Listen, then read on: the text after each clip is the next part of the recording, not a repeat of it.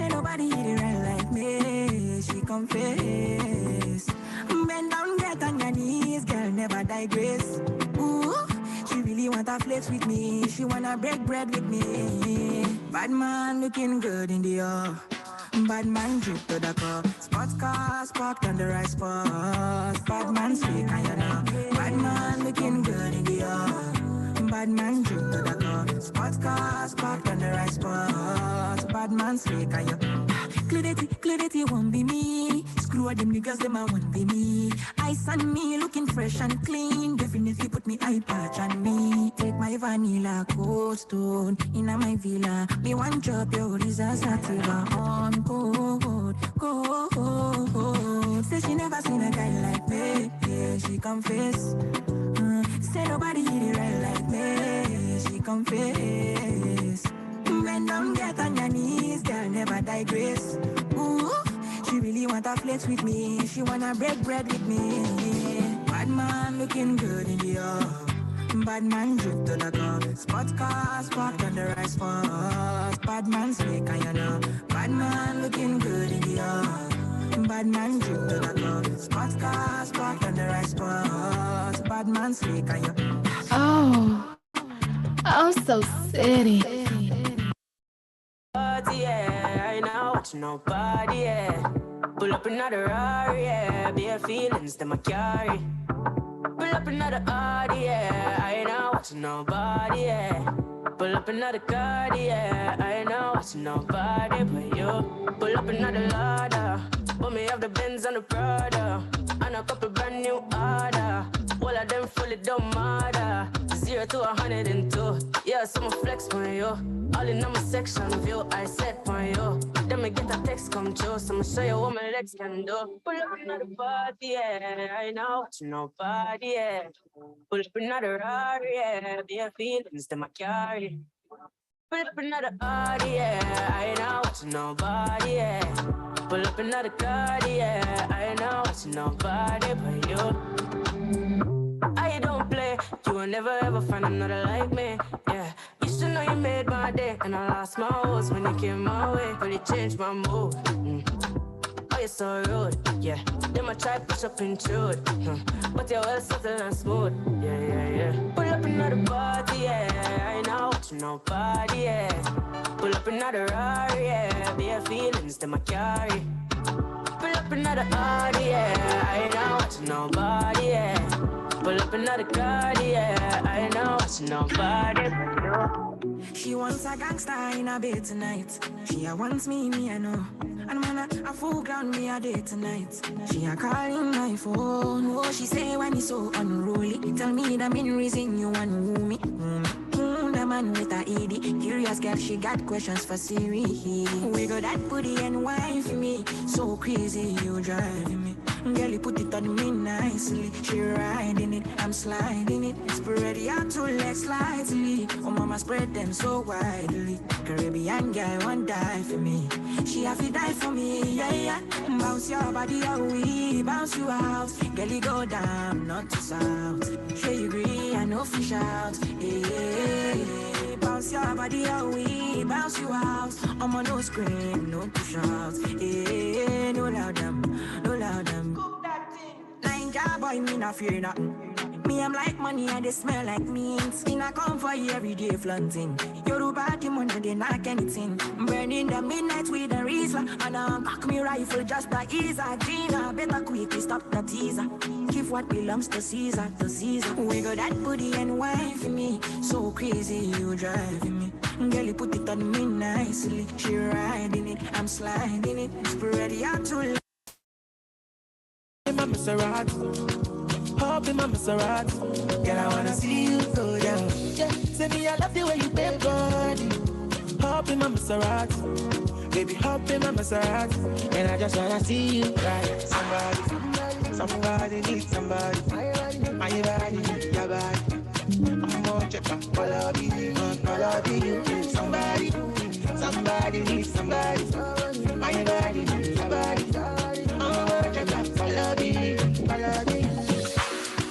Let me give you butterfly.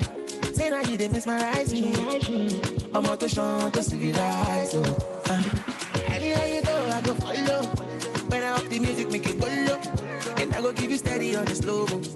Baby, don't dull, make a ginger. Shawty, I know you like to party. I'ma touch up on you. Show my body, shit. Yeah, baby, come on, God. Innocent, nobody. Yeah. I'm gonna make you happy. Make you happy. Up in my Maserati. Baby, up in my Maserati. I say up in my Maserati. Up in my Maserati. Girl, I wanna see you go down. Yeah, say me I love the way you bend body. Up in my Maserati. Baby, up in my Maserati. And I just wanna see you cry. Somebody needs somebody. My body needs your body. I'm on your back, follow me, you need somebody. Somebody needs somebody. My body needs your body. I'm on your back, follow me. Up in my Maserati. Big love in my Maserati. I say up in my Maserati. Up in my Maserati. Girl, I wanna see you go down. Yeah, say me I love the way you bend body. Up in my Maserati. Make love in my Maserati. And I just wanna see you cry. Follow Oh So City on Instagram. Lockdown, oh lockdown. Yo, you sweet life, phantom, phantom. If I tell you say I love you, no day for me, young girl, oh young girl. No tell me no, no, no, no, oh, oh, oh, oh, oh, oh, oh, oh, oh, oh, oh, oh, oh, oh. Baby, come give me your lo, lo, lo, lo, lo, lo, lo, lo, oh, oh, oh, oh, oh. You got me like whoa, whoa, whoa, whoa, whoa, whoa, whoa, whoa. Shawty, come give me your lo, lo, lo, lo, lo, lo, lo, lo, oh, oh, oh, oh, oh. I see this fine girl from my party, she wear yellow. Every other girl they do too much, but this girl mellow. Now in my divine situation, I go use they tell I'm mellow. Finally, I find way to talk to the girl, but she ain't no one follow. When you gonna phone for one? When you know I come for one? Then I start to feel a bum bum one. But she dey give me small small one. I know, say she's a bit pass it down one one. But she feeling insecure, cause her friends could they come my light ring go on. Could they come my light ring go on. Baby, calm down, calm down. Yo, this your body, it puts in my heart for lockdown, oh lockdown. Yo, you sweet life, phantom, phantom. If I tell you say I love you, no day for me, young girl, oh young girl. No tell me no, no, no, no, oh, oh, oh, oh, oh, oh, oh, oh, oh, oh, oh, oh, oh, oh. Baby, come give me your lo, lo, lo, lo, lo, lo, lo, lo, oh, oh, oh, oh, oh. You got me like whoa, whoa, whoa, whoa, whoa, whoa, whoa, whoa. Shawty, come give me your lo, lo, lo, lo, lo, lo, lo, lo, oh, oh, oh, oh, oh. As I reach my house, I see me got a small wall. As me I wake up, now she did my mind don't walk. Day one, day two, one of you folk go was. Now so me I call now, so make me link go walk. As I start to the life, you know my heart it is. Baby girl, if you leave me, I don't go love again. Because you gave many girls we put my heart for bed. Baby, you feel my pain. Oh, so city. Oh, so city, qué rico, papi.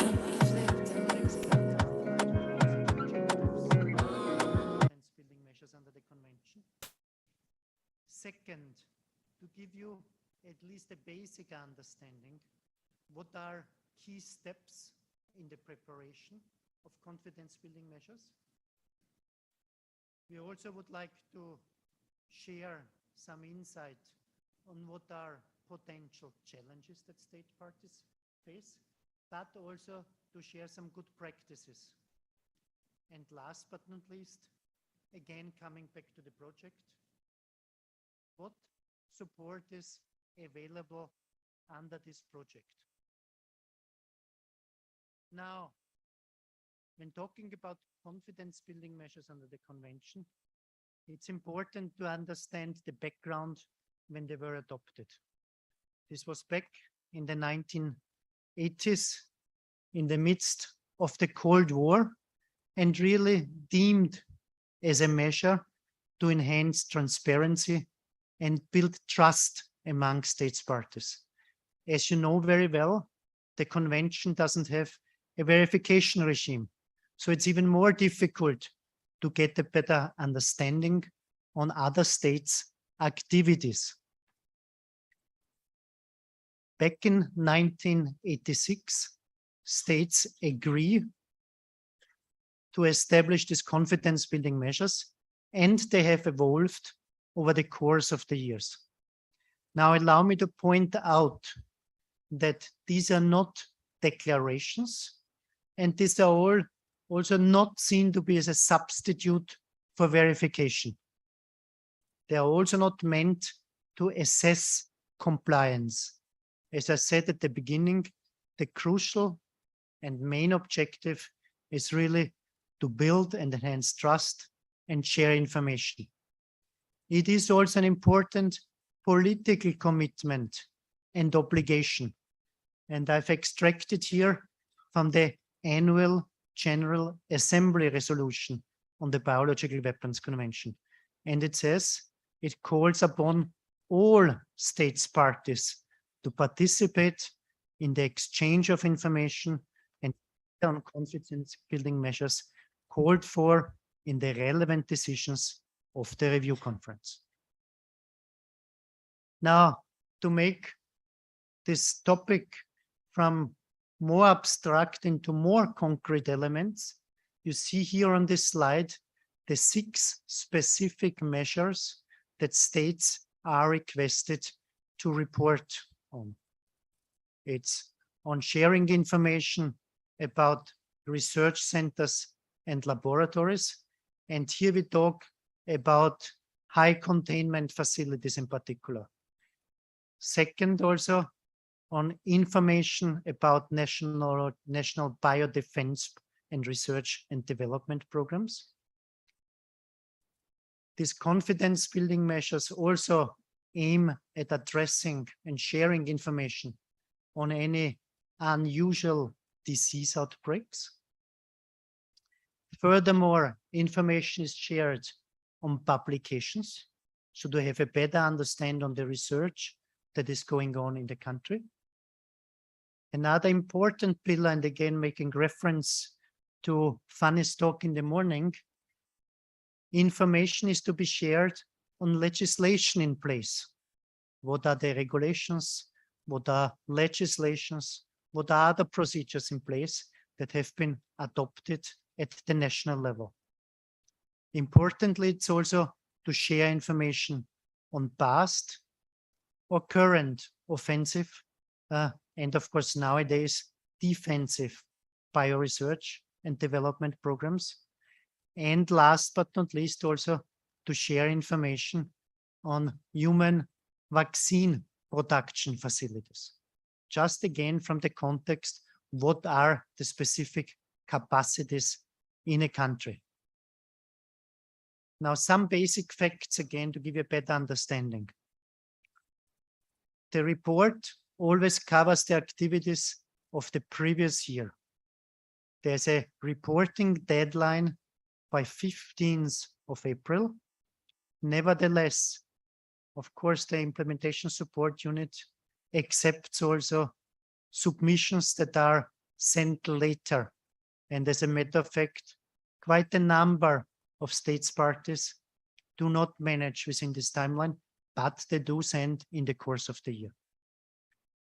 The submissions can be done in hard copy or in electronic format, and a specific CBM platform has been developed that allows directly an online submission. And there are also different options how states can submit their report. They can submit it and make it available only to other states parties, or they can make them freely available to the entire public. So anybody who accesses this platform can read, can get informed about a CBM. The implementation support unit's mandate is limited to processing and supporting states parties in this process, but we do not have a mandate to analyze confidence building measures. Allow me also to share a regional baseline. And Fanny mentioned that already. From the 47 states parties in Africa at this moment, we have now at this stage 25 states parties that have submitted a CBM report over the course of the years. You see from on the left that South Africa has been taking the lead on the continent with 29 submissions since 1987. So as a matter of fact, it's a very regularly submitting reports. Also a number of other countries like Morocco, Senegal, Libya, Mauritius, and also thankfully Kenya are reporting on a regular basis. And then we have a number of countries that just have submitted once a CBM report. So 22 countries in Africa have never submitted a CBM report. And our project focus is to encourage and support all those states that have never submitted a CBM report. Or, of course, we are also ready to support those state parties to help them in regularly submitting CBM reports or improving the quality and the comprehensiveness of CBM reports. Now, there are a number of crucial steps to be taken in order to come to this submission. A crucial step is to establish a network at the domestic level. And here, a first step is to identify, and we've heard it in the morning from Kenya, which has done a lot of work in this area. Okay, which agency, which ministry has a lead or important role in this process? So building this network, reaching out to various agencies and ministry is crucial. In this regard, the establishment of a national focal point is really essential, who takes a lead in this process. Once all stakeholders have been identified, then the next step is really to establish a mechanism so that regularly information is exchanged and shared. This can be done through various means, through the creation of some formal or some informal mechanisms, interministerial committees, but also working groups. That's up to each country. You might wish to tag on existing mechanisms or platforms, or specifically create a body, a committee, a working group dealing with BWC issues. And last but not least is then a challenging, but at the same time, I would say maybe the first time it's particularly challenging, but with every submission, it's much easier to agree, okay, what data now goes into the CBM report and who is taking the lead on which element to report. You need to validate the information at the domestic level, and then the information is submitted to us in Geneva to UN Office for Disarmament Affairs. I have put on this slide also a number of signs from other international organizations. And intentionally, I mention and refer to WHO, to the World Organization for Animal Health, to 1540, because there are also regular reporting mechanisms. So again, it's important to think smart and make use of synergies. Certain information can be extracted and used from this other information that you anyway already report to. So you don't have to start from scratch. There's also a guide in place available in all 6 languages. And again, just another tool to support these efforts. Now, what are some of the challenges that have been brought to our attention? On the one hand side, it's the low participation rate. We had last year 50% of the states parties out of the 183 back last year. Now it's 184 that submitted reports. And I think this is an area where we need to improve, where we need to do better.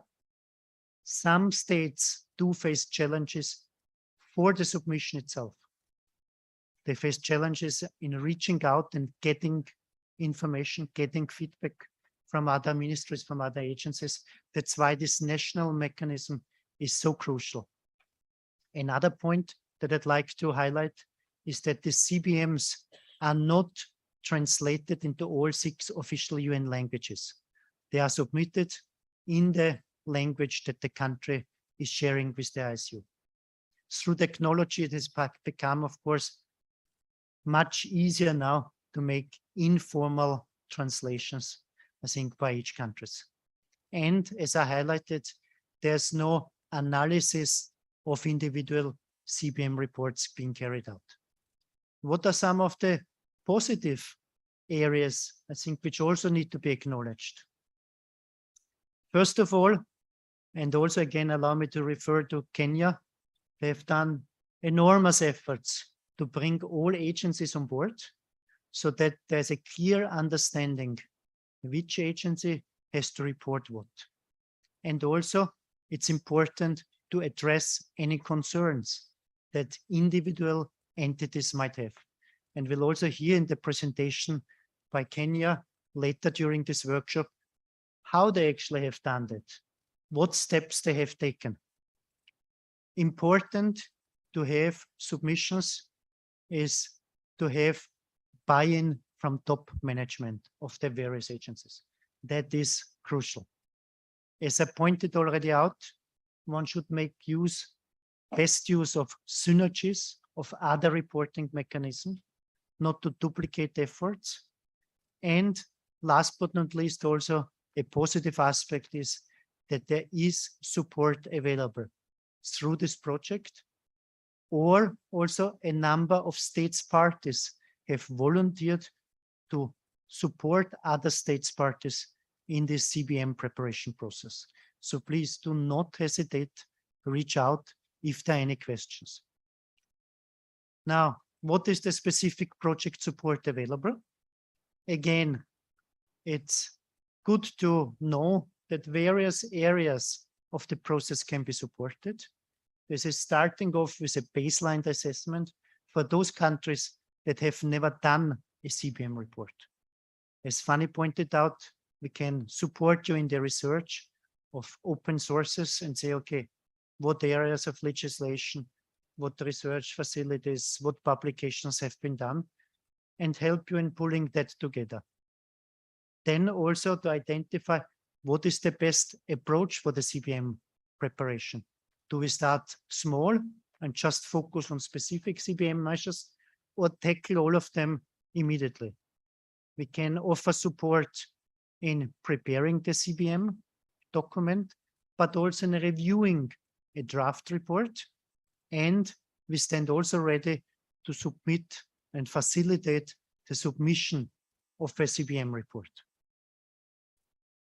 Again, we stand ready and are at your disposal in this process. And I hope through our bilaterals, we can further discuss specific areas which you might need and which are of relevance to you.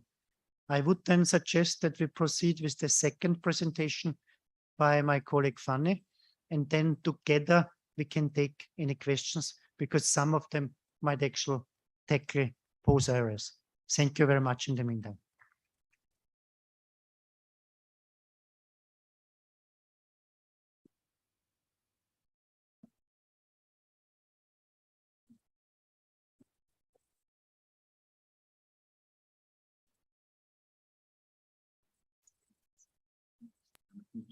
Yes.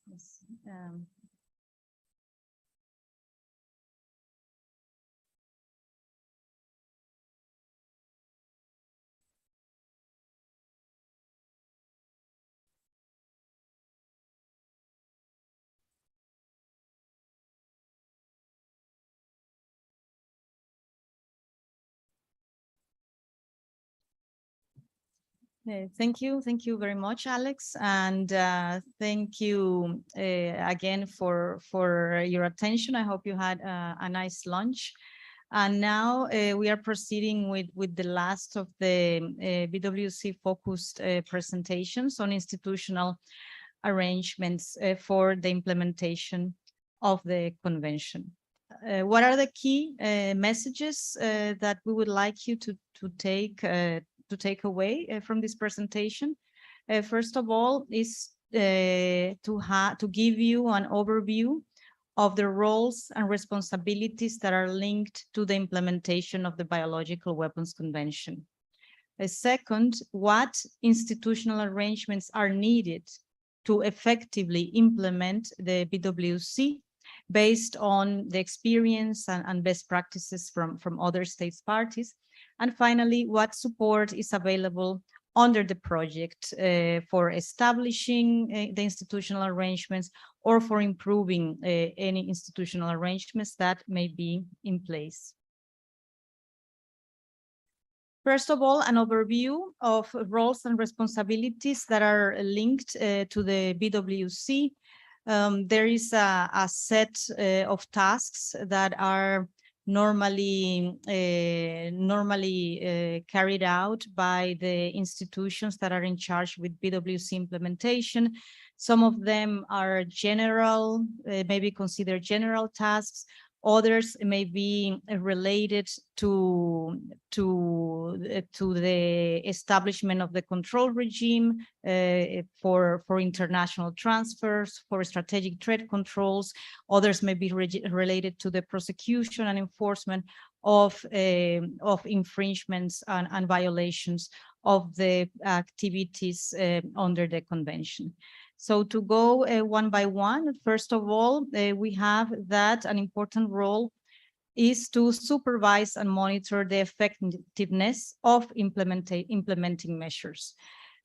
This is a role that is normally taken over by a Ministry of Foreign Affairs or by a designated national contact point that is general to any international treaty, where normally a state on a regular basis goes through the implementation measures for treaties and supervises that they are effective and checks whether there is a need to enhance any of such measures. In line with this, we have an associated role, which is to propose and support the adoption of legislative, regulatory, and other measures to implement the BWC. So when the institution identifies a gap, assesses that there is a need for improvement, then the institution then should also have the responsibility to coordinate or propose the adoption of the necessary measures then to ensure the effectiveness of the implementing regime. General function also relates to the participation in meetings and other activities of the BWC and to liaise with the implementation support unit and other states parties. This is very important.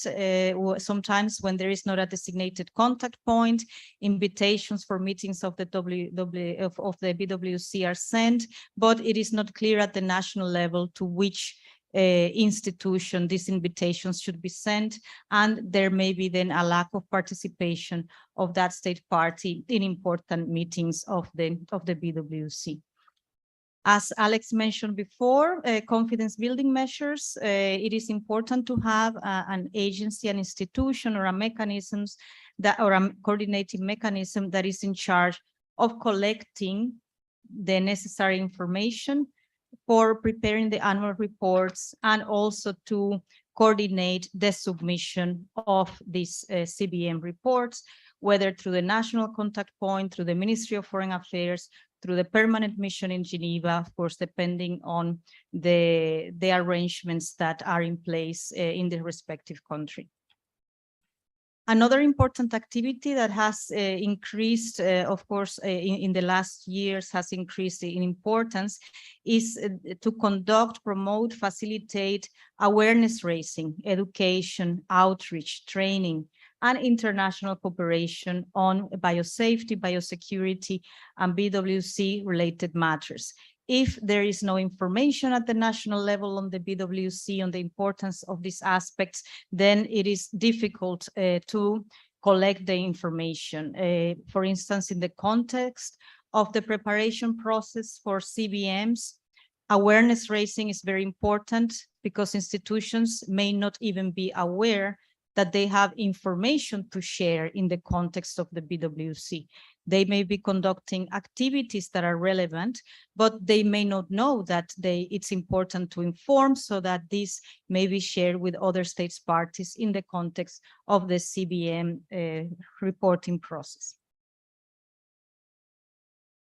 Other roles and responsibilities relate to the investigation and prosecution of offenses for activities prohibited under the BWC. So there is a criminal legislation establishing offenses and penalties, and of course the enforcement agencies, prosecutors' office, the judiciary will be in charge of investigating, prosecuting, and judging these offenses. Other responsibilities relate to the control regime. As I mentioned this morning, there should be a control regime for controlling the transfers. That means export, import of biological agents and toxins of concern. So there will be an institution charged with administering this control regime. Another function relates to the administration of the regulatory control regime established with respect to non-prohibited activities. So activities involving the peaceful use of biological agents they are normally subject to a control regime, with specific institutions also charged of administering that control regime. And finally, last but not least, a function relates also to bioemergency preparedness and response. All countries have an emergency preparedness and response system, and the preparedness and response to bioemergencies should also be considered in the framework of that overall system in the country for responding to national emergencies. So there will be institutions there that will be also responsible for this task. So what are the institutional arrangements then that are needed for BWC implementation? We have seen the different roles and responsibilities. So we have three main elements. All three are, in the experience of states parties, necessary for effective institutional arrangements for monitoring the convention and for adopting effective national implementation measures. First of all, the designation of a national contact point. It's a key aspect as the main counterpart or the institution that will have the lead or the coordinating role. At the same time, this area is an area that involves a lot of institutions. As we have seen from the list of roles and responsibilities, this involves a wide range of institutions. So, sorry. The national contact point will have a coordinating and lead role, but it is important also to conduct a mapping of institutions and responsibilities. So doing an exercise where the country will identify all the institutions that are relevant to be involved in this field. And finally, it is important also to establish an interinstitutional coordination mechanisms, so to determine how all these institutions will coordinate their work in relation to the BWC under the lead of the designated national contact point. So let's look at each of these elements in more detail. The designation of national contact points, this was a decision of the Sixth Review Conference in 2006, where it was decided that each state party should designate a national point of contact for coordinating national implementation of the convention, communicating with other states parties and relevant international organizations, preparing the submission of confidence-building measures, and facilitating information exchange on universalization efforts. To date, 133 states parties out of 184 states parties have nominated an NCP. 51 states parties have not yet nominated an NCP.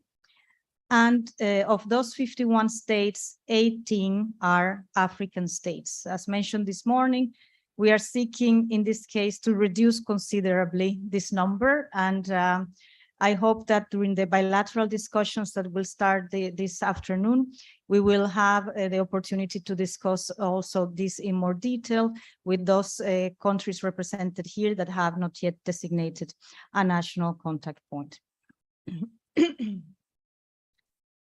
This chart shows the distribution of designated national contact points. The designation of the national contact point, of course, is a national decision. It is for the country to decide in accordance with its national circumstances where best to place the national contact point. We can share experiences from other states, advantages and disadvantages, but of course, at the end, it's for each state to decide. As you can see in this chart, the majority of national contact points have been designated at the Ministry of Foreign Affairs. There are also a lot of designations with the Ministry of Health. And we have also the Ministry of Defense and Security. Sorry, it's a bit small here. In some cases, it's the Ministry of Economy or the Ministry of Education, Ministry of Justice in very few cases, and other agencies are also sometimes designated. For instance, a national authority for chemical, biological, and nuclear and radiological weapons. Moving to the mapping of institutions and responsibilities, I wanted to share with you some examples of the institutions that are normally associated with the implementation of the BWC. We have the executive branch, of course, where we have the ministries of health, agriculture, environment, for instance, that have regulatory activities in connection with the protection of health or the protection of the environment. They normally regulate the use of dangerous substances. So in this context, they would be responsible for administering control regimes and for establishing biosafety, biosecurity requirements in some countries. Of course, Ministry of Foreign Affairs as the ministry responsible for international relations and overseeing implementation of conventions in general. We have Ministry of Defense, Education, Science and Technology, Ministry of Industry, Interior, Ministry of Justice, Trade, which is particularly relevant normally in connection with the implementation of control regime for strategic trade controls, border control, Ministries for International Development and Cooperation. These are some of the examples of institutions that have been identified in many countries as having a role to play in the implementation of the BWC. The legislative branch is, of course, a key player as well, as it has the responsibility for the enactment of legislation related to the implementation of the BWC. In some countries, the legislative branch may also have may also be responsible for approving policies or strategies related to security, biosecurity, or to international treaties, and as such is also a key player in this context. The judicial branch.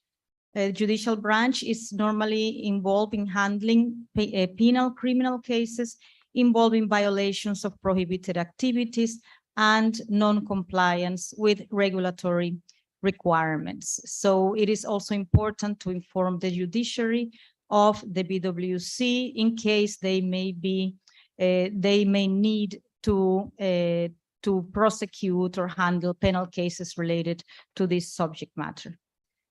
The private sector has also a role to play in the implementation of the BWC, as there are a lot of universities, laboratories that are involved in the handling of biological agents of concern. And in this context, professional associations may also play a key role in implementing the BWC. They normally also support the development of protocols or standards. So it is also important to involve this in when it comes to identifying the institutions that are relevant for the implementation of the convention. Looking at the possibilities for an interinstitutional coordination mechanisms, there are a lot of examples around the world. States parties have different approaches in this context, but in all of these approaches, there are 4 key aspects to consider.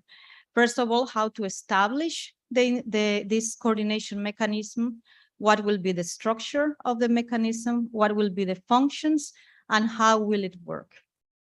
So when we talk about establishment of the coordination mechanisms, it depends, of course, on each country. Is it going to be formally established, or will it be an informal working group?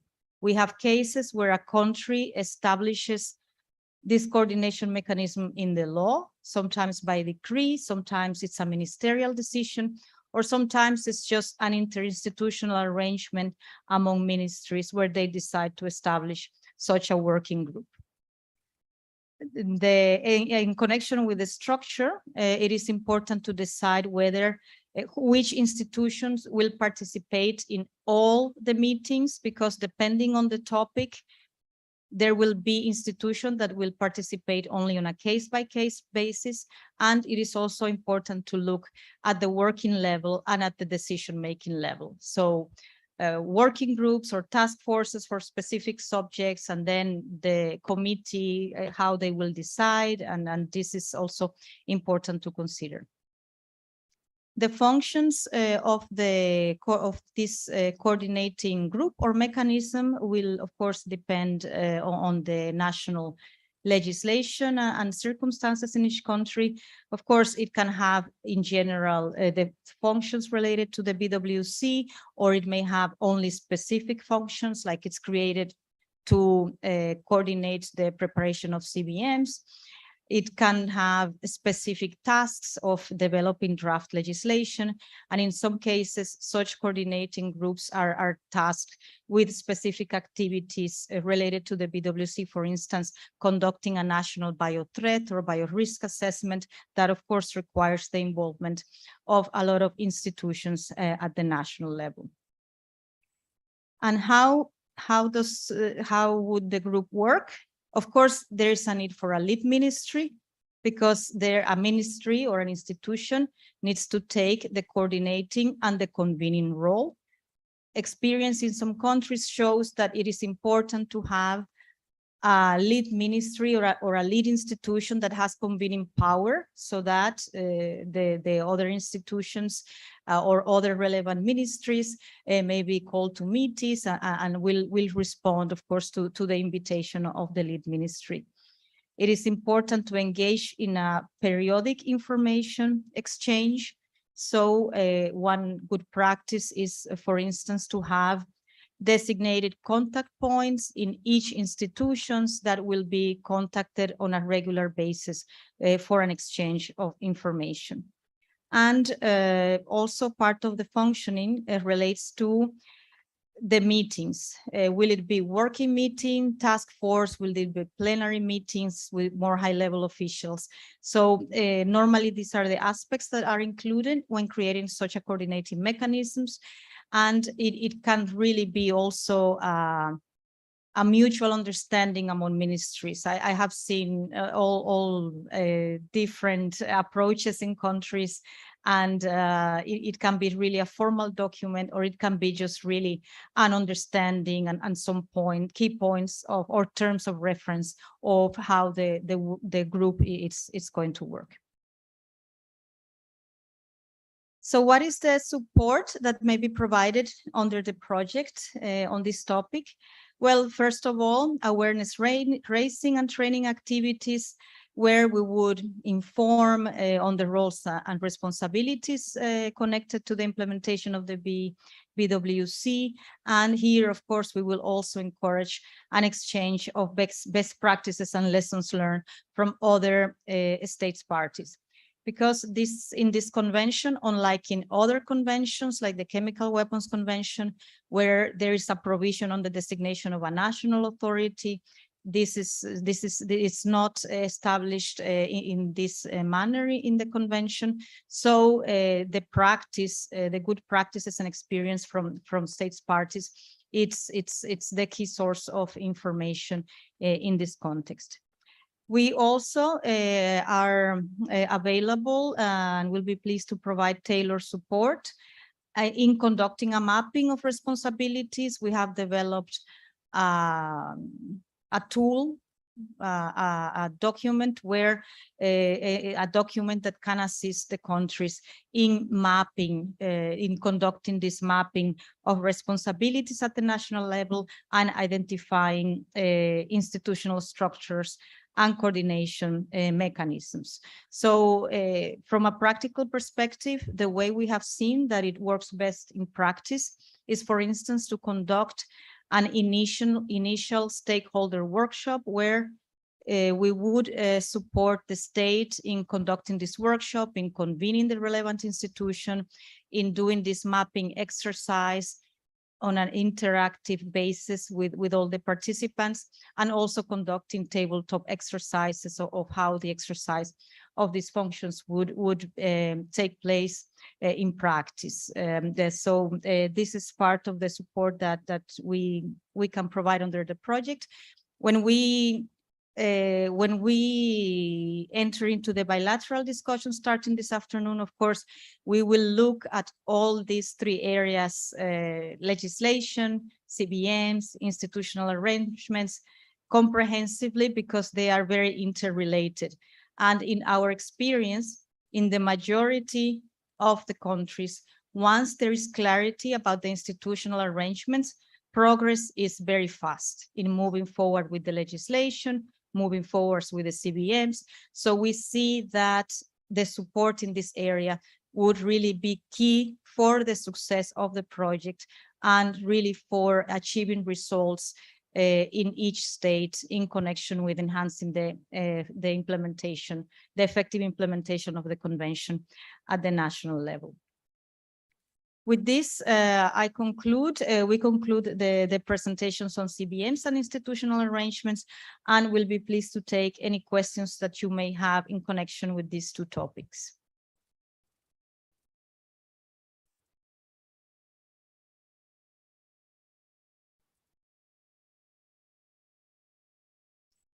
Any questions? Yes, sir, please.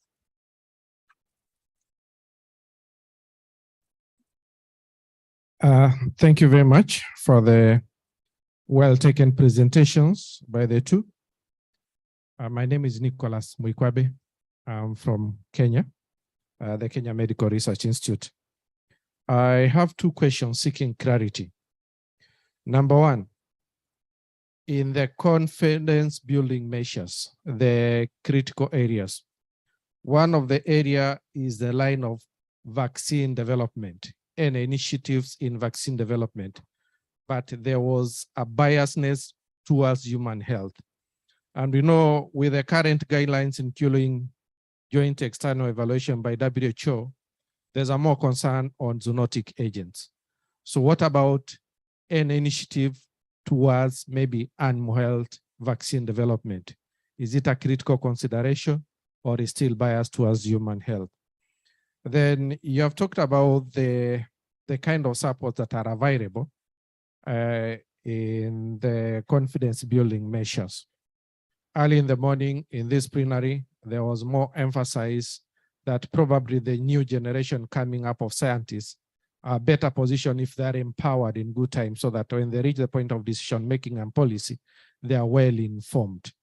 So in the country, you are looking at the possibility or maybe starting programs that are specific, empowering people in the line of biosafety, biosecurity. Is it possible that that can be one of the areas that the ICU and the BWC implementation unit can be able to support. If there are courses that are being taught at the university and college level, and they are more biased empowering people in the line of biosafety, biosecurity, is it one of the line for consideration? And if yes, then I think we'll be able to go forward. Thank you. Thank you for your question. I pass the floor to Alex to respond. Thank you. Thank you to Kemri for your the good questions posed. First of all, on confidence building measures. In CBM Form G, indeed, the focus is on vaccine production facilities for humans. So strictly from a reporting perspective, only human vaccine production facilities need to be reported. However, a number of states parties also do report on production capacities for vaccines for animals. That is another transparency measure voluntarily adopted by a number of countries when they share the report. And just to mention one example from Africa, for example, Morocco in its CBM reports provides also information on animal vaccine production capacities. On the second question, you referred to biosafety, biosecurity, capacity building, if I understood correctly, and training activities. We can, of course, take this up in the context of our program. We have done so in the more recent past and carried out a number of capacity building initiatives. We have a dedicated use for biosecurity initiative where we are happy to share further information. And at the end of last year, we had a joint virtual event with Nacoste and Kenyan youth representatives, students, and more than 400 participants, in fact, were participating and attending this virtual event. Allow me also to draw, I think it's important when we talk about biosafety, biosecurity, to Dr. Chares. I'm sure he will further information be sharing on Africa CDC's efforts in this area. I hope this addresses your questions. Yes, please, in the corner. The gentleman.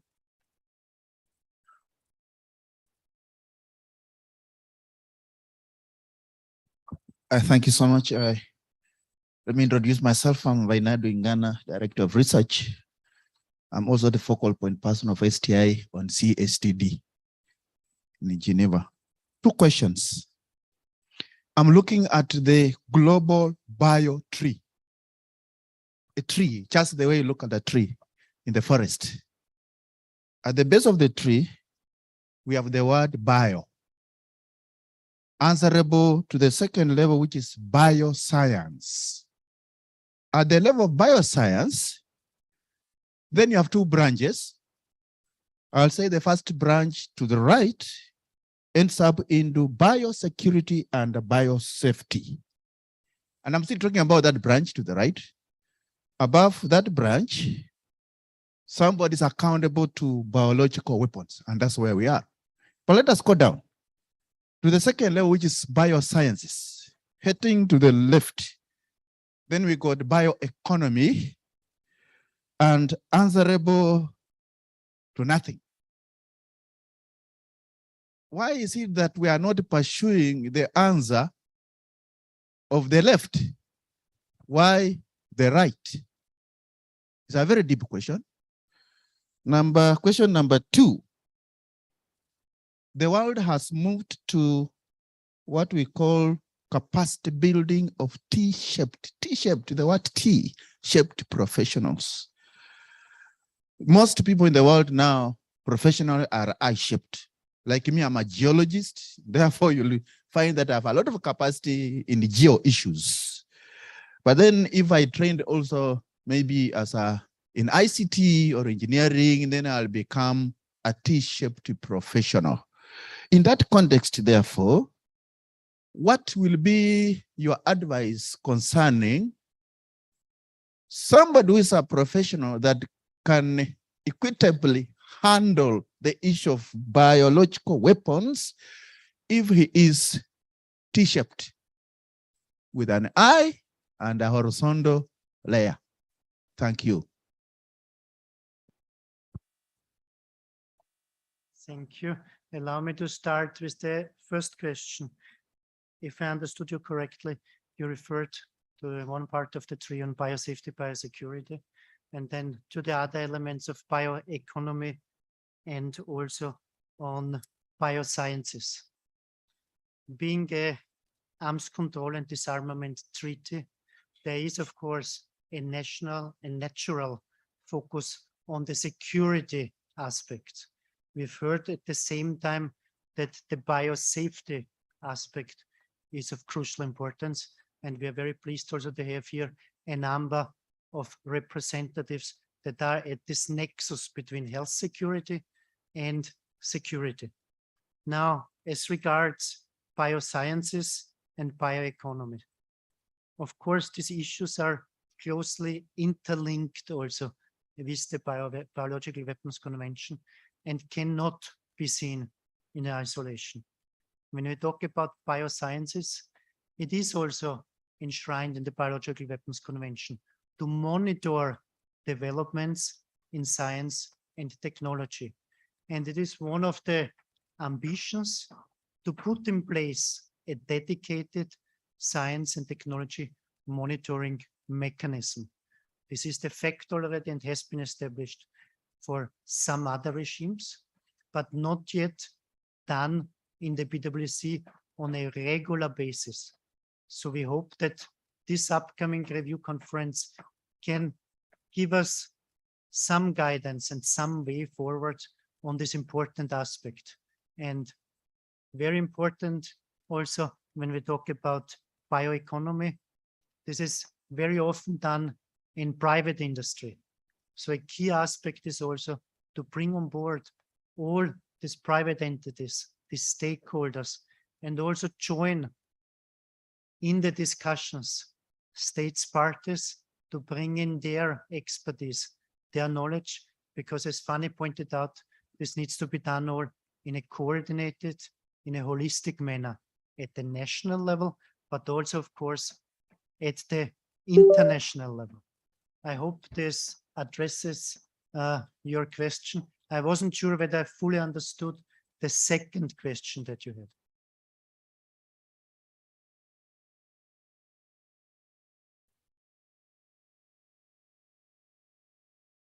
Any other questions?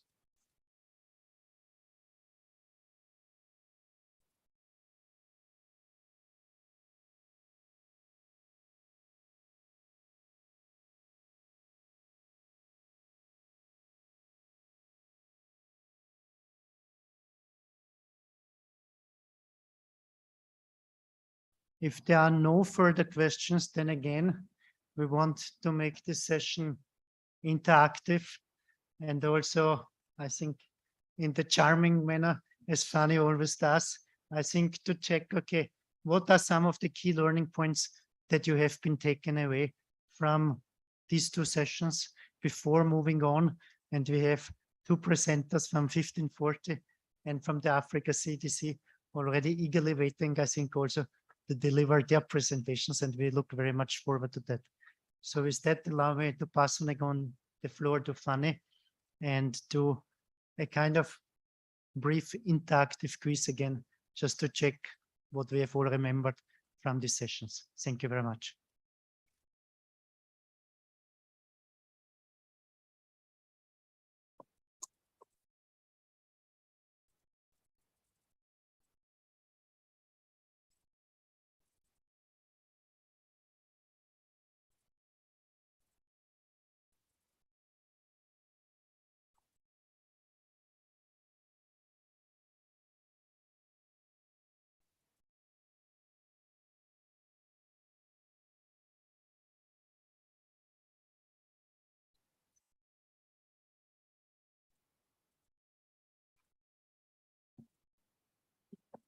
Thank you, Alex. And well, again, we have prepared a set of interactive questions for you. And yes, it's been after lunch, so let's see then if the knowledge gain was as good as this morning, because maybe it's not the same after lunch. So let's start with the first question. So which areas are relevant for the implementation of the Biological Weapons Convention? Only one response is possible. Biosafety, biosecurity, non-proliferation, or all of the above? Who wants to respond to this question? The lady there, yes, please. Sorry. Pardon? Yes, indeed. Thank you very much. All of the above. I think this is one of the key messages from the presentations, how all these areas interrelate and are relevant for the implementation of the BWC. Second question. All states parties to the Biological Weapons Convention need to adopt a law that follows the same model. Is this true or is this false? Did I hear false? All right, yes, very good. So I am very happy to see that, of course, you are all aware that it is for each state to decide which legislative approach to follow and to think about it, and not necessarily copy the approaches of other countries. Third question. This is a lawyerly question, although there are not so many lawyers, but let's see how it goes. Export controls are relevant to implement which article of the Biological Weapons Convention? Is it Article 1? Is it Article 2? Or is it Article 3? Not permitted to look at the text of the BWC right now. We have disconnected the internet, all right? So who remembers which article of the convention is relevant for export controls? Sir? Yes, sir. Which one? I don't see the light is. Which one? Sorry. Well, it's not. Which one did you say, sir?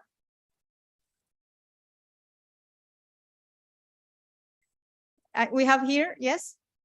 Yes, indeed. Article 3 is the relevant one. Article 1 contains the core obligation of not developing, etc., biological weapons.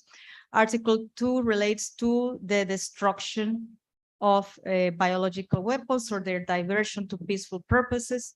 This was relevant at the time of adoption of the convention.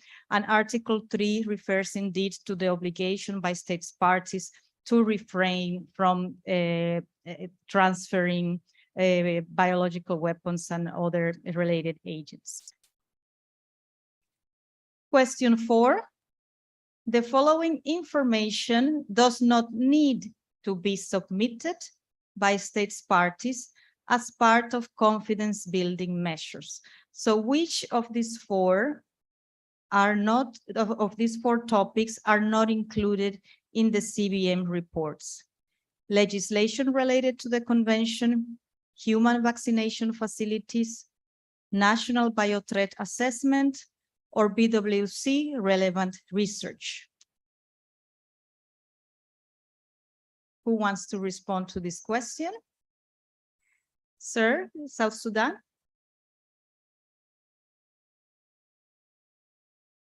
Human vaccination facilities. No, under CBM Form G, countries, states parties are to report on human vaccination facilities. They are not obliged to report on animal vaccination facilities, although some states do report also on animal vaccination facilities. Another try?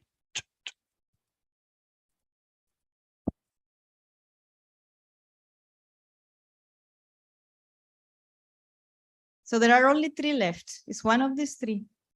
Legislation, biothreat assessment, or research related to the BWC. I hear the right response on this side. Did we hear the right response? Yes? Yeah.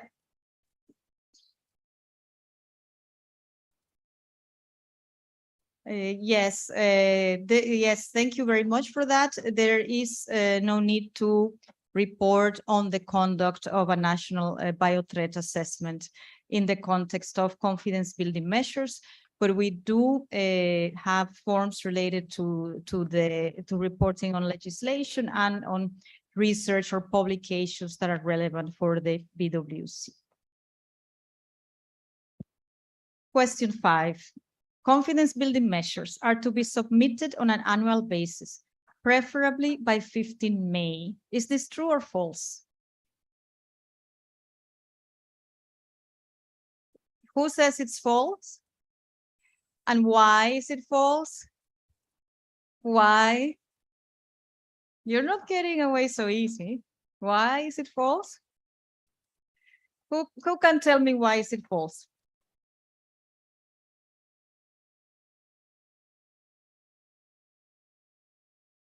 Do we hear some reasons?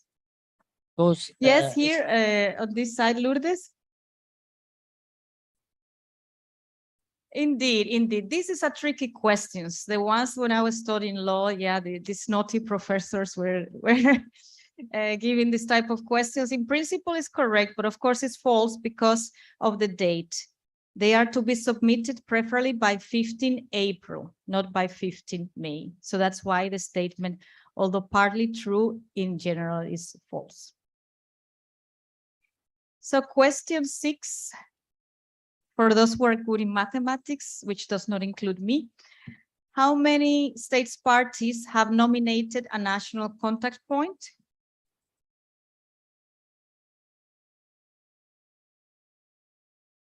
Yes, lady there. I think 133.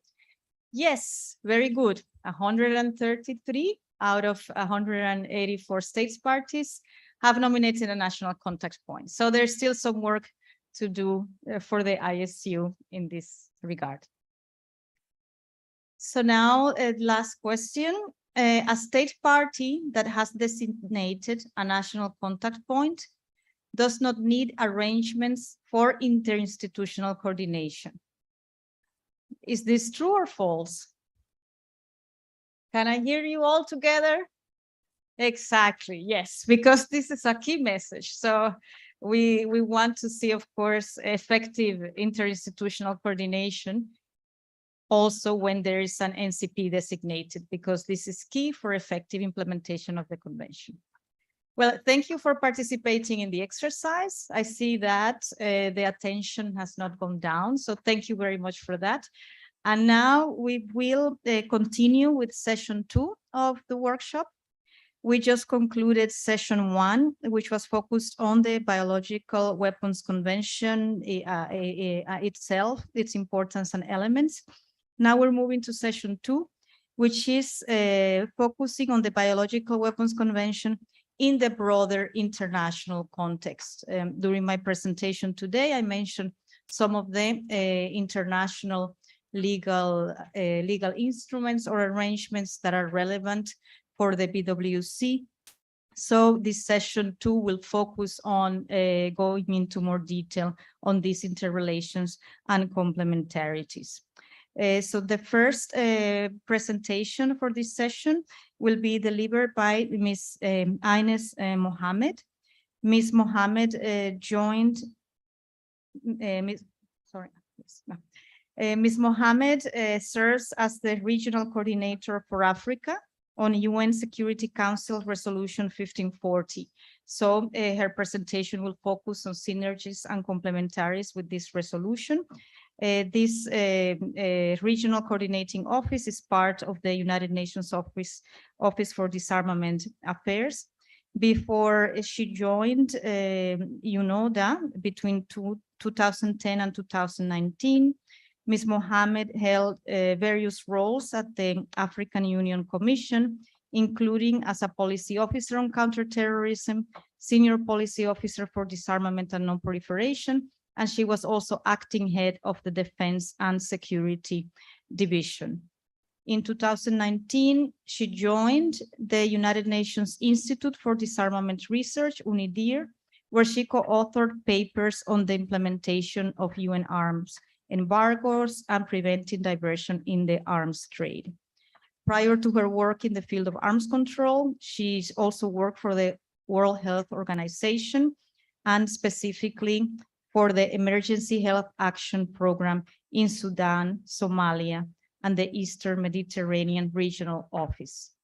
Ms. Mohammed holds a master's degree in international relations from the Free University of Berlin and a postgraduate diploma in human rights from the University of Khartoum, Sudan. So we're very pleased to have you here. You have the floor, Ines. Thank you. Thank you very much, Fanny, for the kind introduction. And now that you know everything about me, I will go straight into the presentation. It's really a great pleasure to see so many familiar faces here today. And I'm very grateful for our colleagues at the Implementation Support Unit and our hosts, Kenya, the government of Kenya, as well as the Coastie for providing us this platform. It's really a great pleasure to be here. And as a fellow East African, I feel that I am amongst neighbors and friends. I have been asked today to speak briefly about Resolution 1540 and its synergies and complementarities with the Biological Weapons Convention. And there are indeed many and quite concrete in that sense. So I will speak briefly about, I think these are the wrong slides up on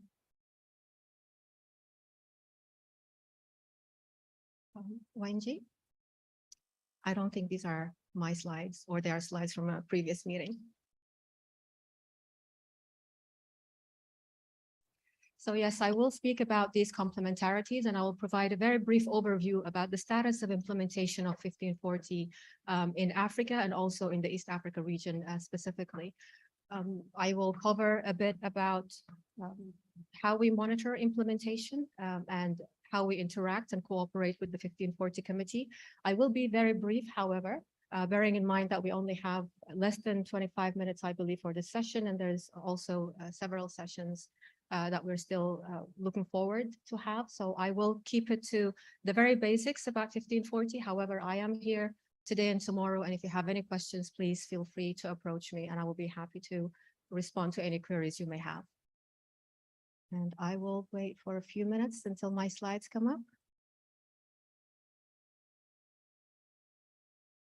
This is actually a presentation from a meeting we had last week in Addis Ababa, where we had a regional women's conference on Resolution 1540. It's a more detailed version, which I have summarized in what I sent.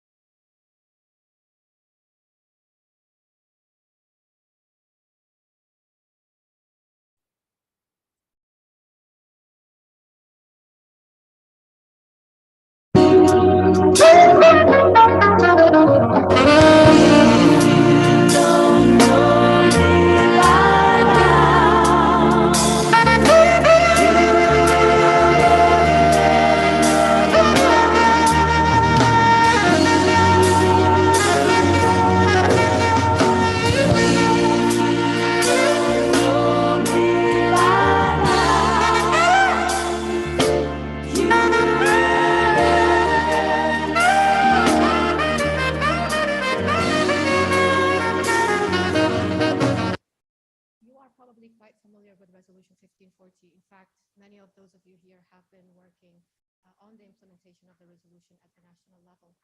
But in terms of a brief background. Resolution 1540 was adopted in the year 2004 by the Security Council. The resolution has certain characteristics and significance to the international security environment. One of these key characteristics is that it recognizes the nexus between proliferation risk and also illicit trafficking. It is informed by the same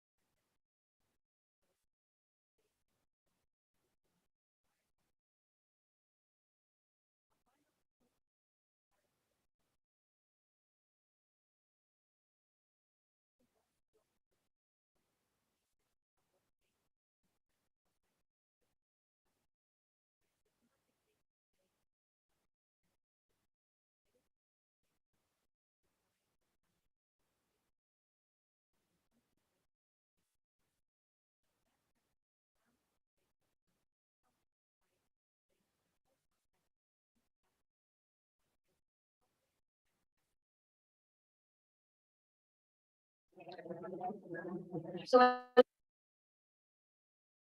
additional as I mentioned, it does focus on non-state actors.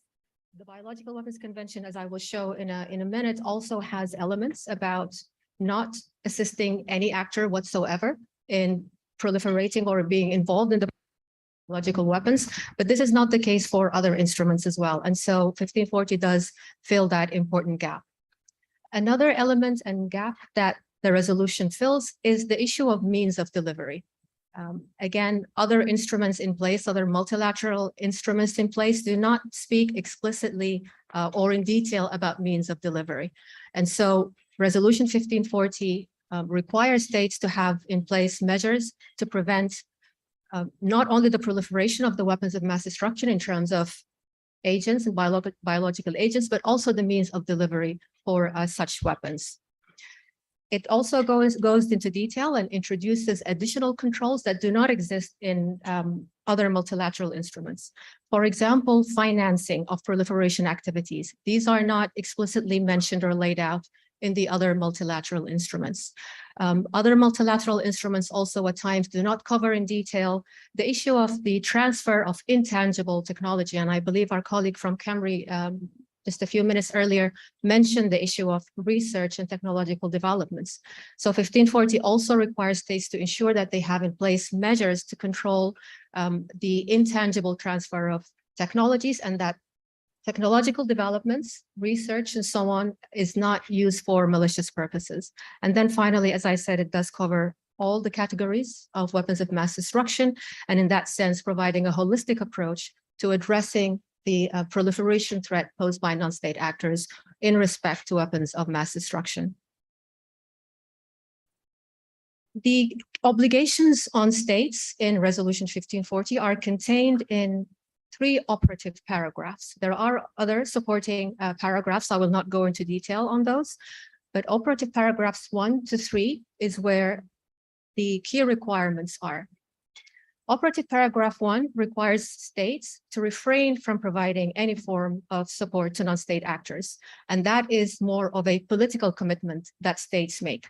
States make a political commitment not to develop biological weapons convention by ratifying.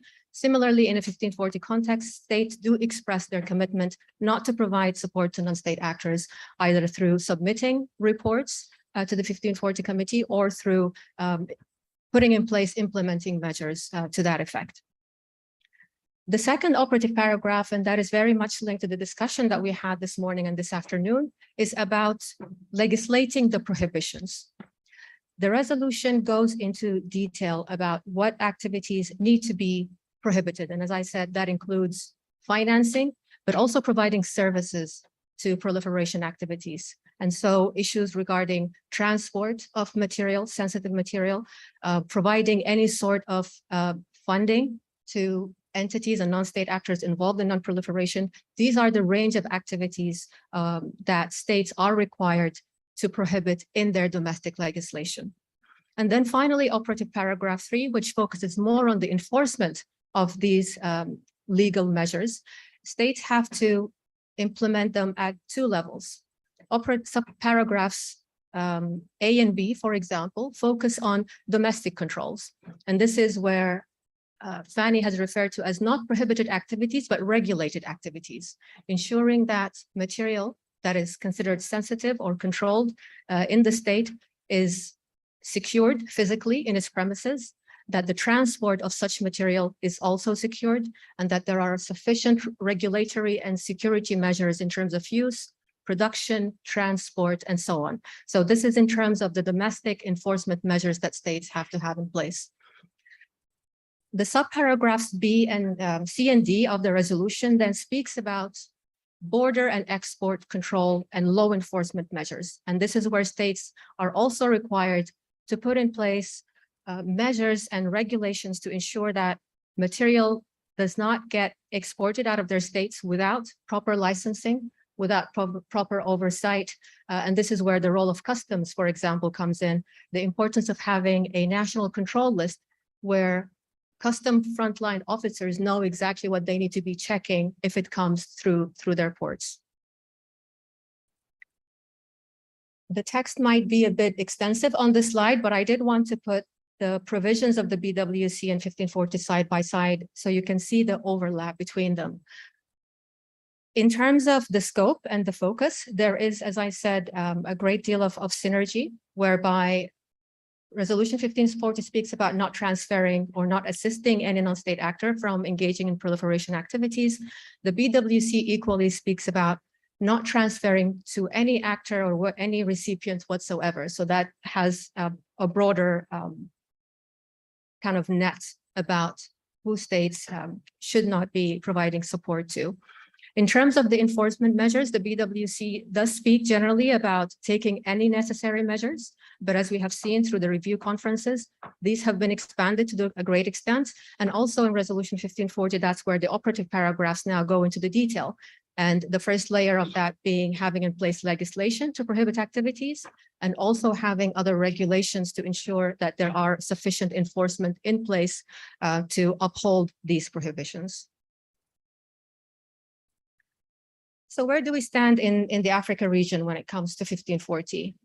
I think the main point that needs to be underlined is that there has been progress over the past years. In 2011 and 2016, there were 2 rounds of review processes where the Security Council undertook a comprehensive review to get a sense of where we are in terms of implementation at the global level.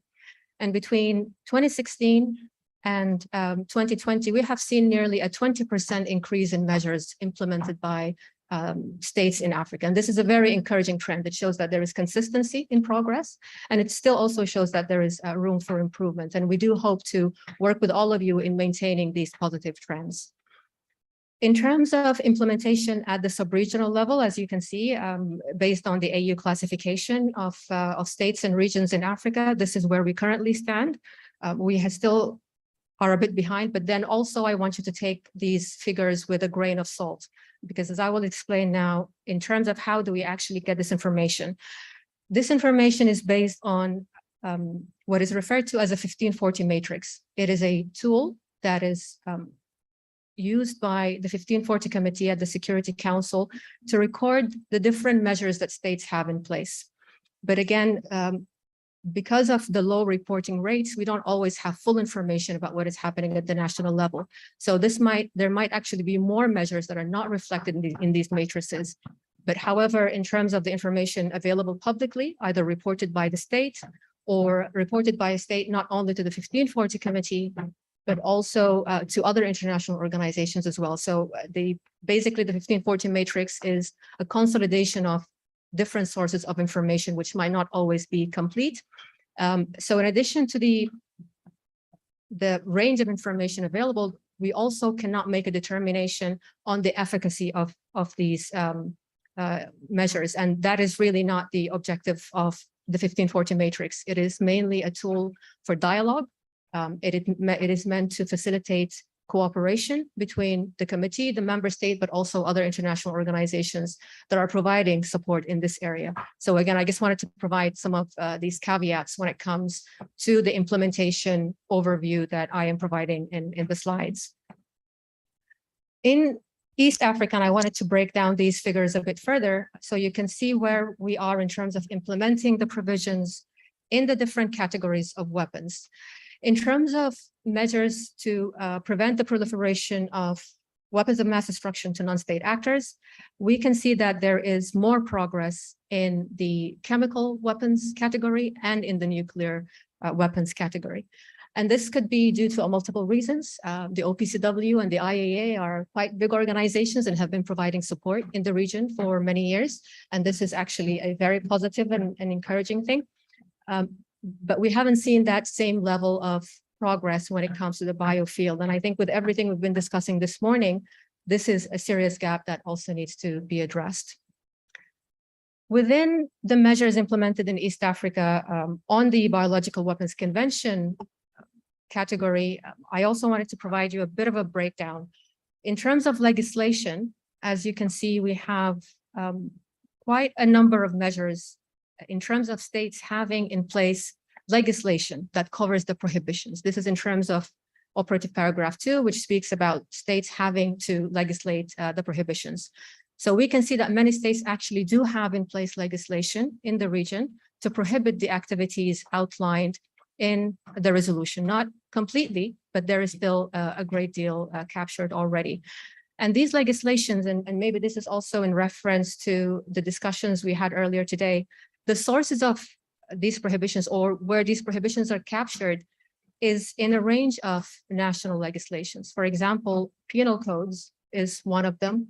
There are states such as Mauritius that has a BWC legislation, but there are other states that have biosafety and biosecurity laws which prohibit these activities. So again, it really depends on the state's choosing and it's better place to determine where it wants to outline and enshrine these prohibitions. When it comes to domestic controls, a bit of a gap there. A great deal of work needs to be done still. And this is an important aspect. We are seeing a rise in peaceful applications of biology. We are seeing an increase in labs, some of which might be containment labs. There is a growing peaceful application of biology in Africa and East Africa as well. And this calls for greater measures to ensure that these labs are better secured, to ensure that people within them are trained, to ensure that any risks from within are also being addressed. So ensuring that the people who work in these institutions do get the training, are properly vetted, and so on. So having these measures in place become very necessary. And also in terms of border and export control, the East Africa region has very porous borders, and it is important to cooperate more effectively and more efficiently to ensuring that the region does not fall a victim to the threat of illicit trafficking in material of concern. Similar to the BWC, states are required to engage with the Security Council in a number of ways. This includes providing an initial report, and this initial report is in fact a mandatory one. And after submitting this initial report, which should contain a state's overview of the measures that it has taken or intends to take to implement the resolution. After that, if the situation changed, the state is in fact encouraged to provide further reports to the committee, maybe update the committee on any new legislation that has been put in place, any regulations that has been passed, and so on. And so that the information that we are able to present back to you is also up to date. States are also encouraged to designate points of contacts. And I think in East Africa, we do have a bit of a gap. I hope that through our interactions today and tomorrow, we can discuss this with you in more detail. States have a complete prerogative to determine where the point of contact will be seated or which institution will be designated. As you can see, we have states that have designated Foreign Affairs, the police, the Ministry of Defense, Ministry of Energy and Environment. So it's really up to the state. What we do encourage, however, is that the entity or the person designated has the mandate and the capacity to undertake the coordination work that might be required in terms of implementation and reporting. Some final points before I close out is again to underline that Resolution 1540 has become a key components of the global non-proliferation regime.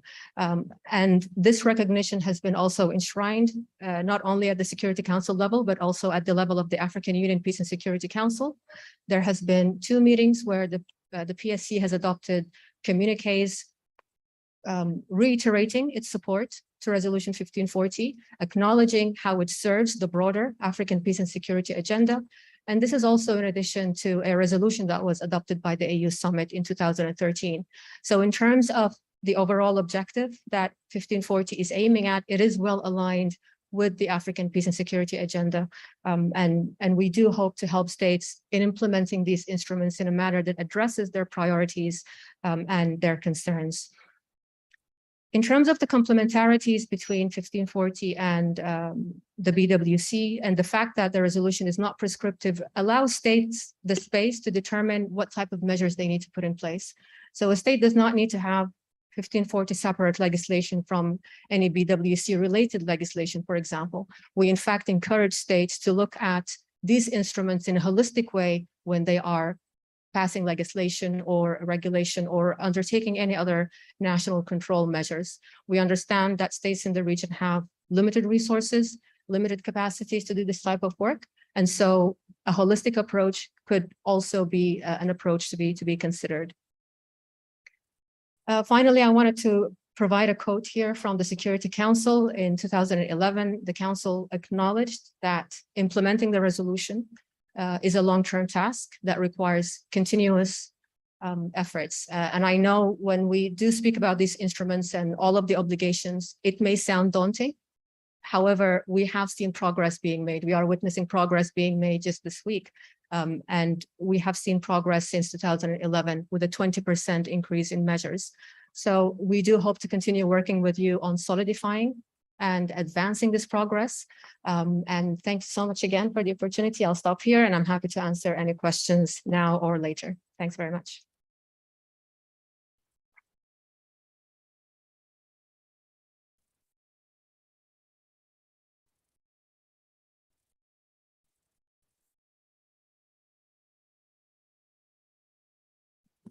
Thank you. Thank you very much, Ines, for that excellent presentation on synergies and complementarities between Resolution 1540 and the Biological Weapons Convention.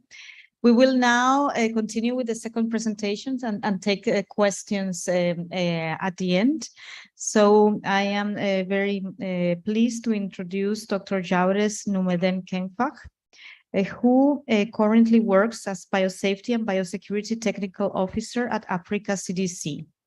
There, he supports African Union member states in strengthening biosafety and biosecurity systems, capacity and capabilities development, in establishing legislative frameworks, and in complying with national, regional, and international requirements. Dr. Jaures harnesses his leadership skills to champion improvements to health and living conditions. Applying his reputation as a subject matter expert in biosafety, biosecurity, and infectious diseases, he improves performance and outcomes by enforcing adherence to regulatory requirements while managing strategic improvement projects, analyzing and addressing current gaps in policy, procedure, and performance. Prior to joining the Africa CDC, Dr. Jaures implemented quality management systems and biosafety programs in different medical laboratories in African countries. Dr. Jaures, you have the floor. Thank you.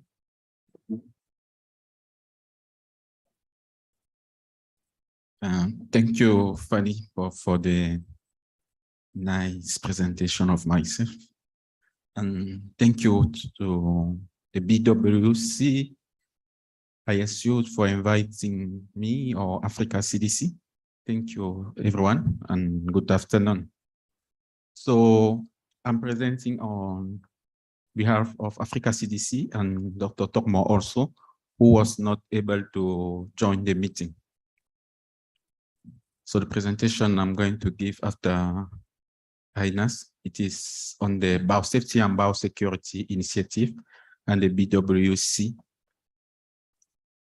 Actually, Africa CDC is a specialized public health agency of the African Union that support the member state in their efforts to strengthen health system and to improve surveillance, emergency response, prevention also, and control of disease.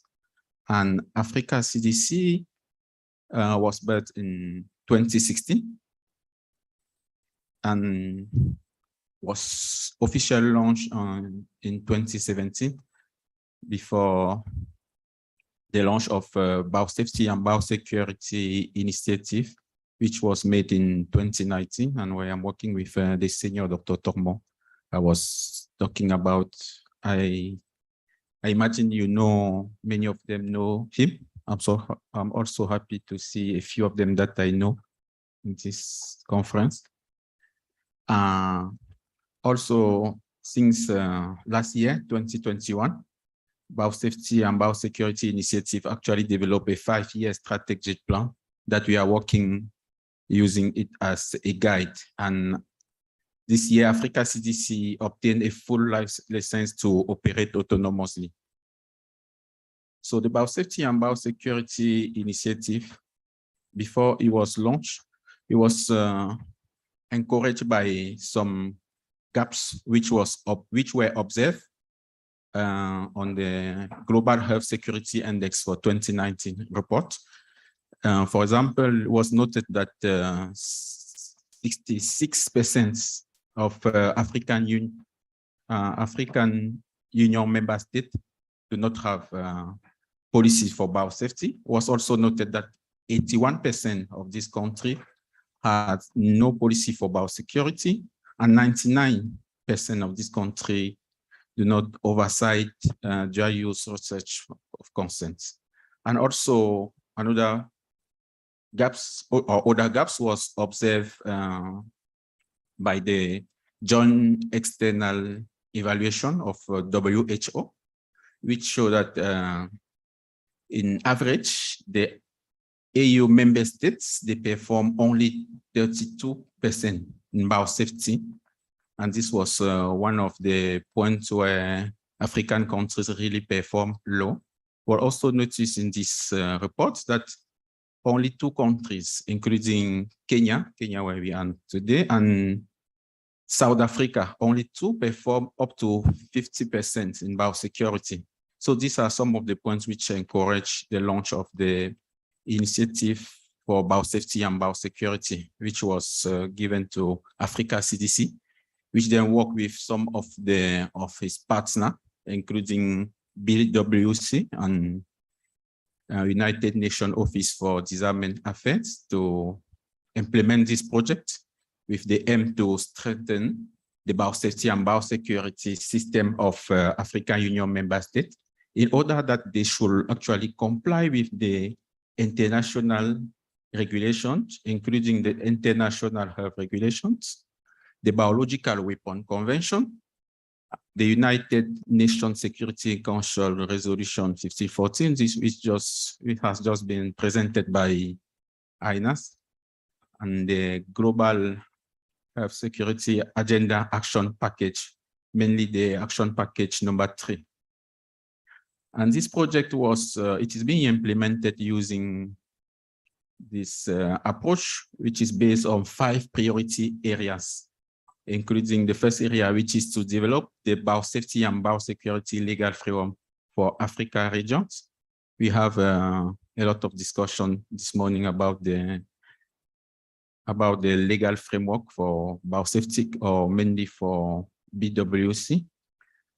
The second priority area is to establish regional and continental biosafety and biosecurity technical working group, which will then coordinate and monitor the implementation of the projects.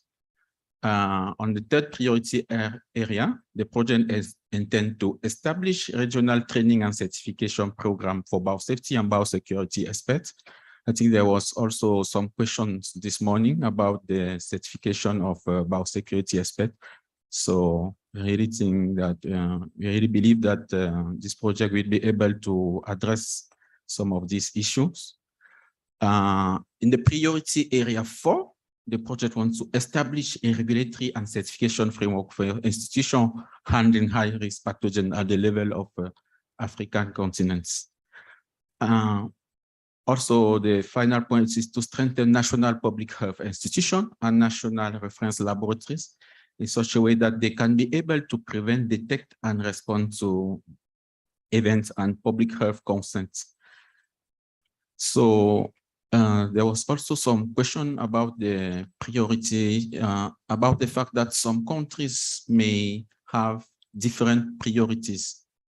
So to make sure that the project really aimed at the improvement of the priority of each country, it was first of all, the project started by the development of a regional priority reports, where we really work with the countries, with technical working group, which was put in place to make sure that the projects or the activity which are going to be carried out are really based on the priorities that each country is facing.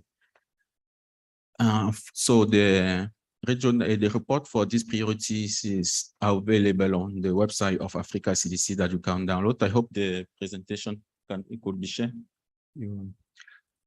Also, we developed Africa CDC Biosafety and Biosecurity 5-year strategic plan starting from 2021 to 2025. So we have been working for that. We are trying to make a lot of progress as we can.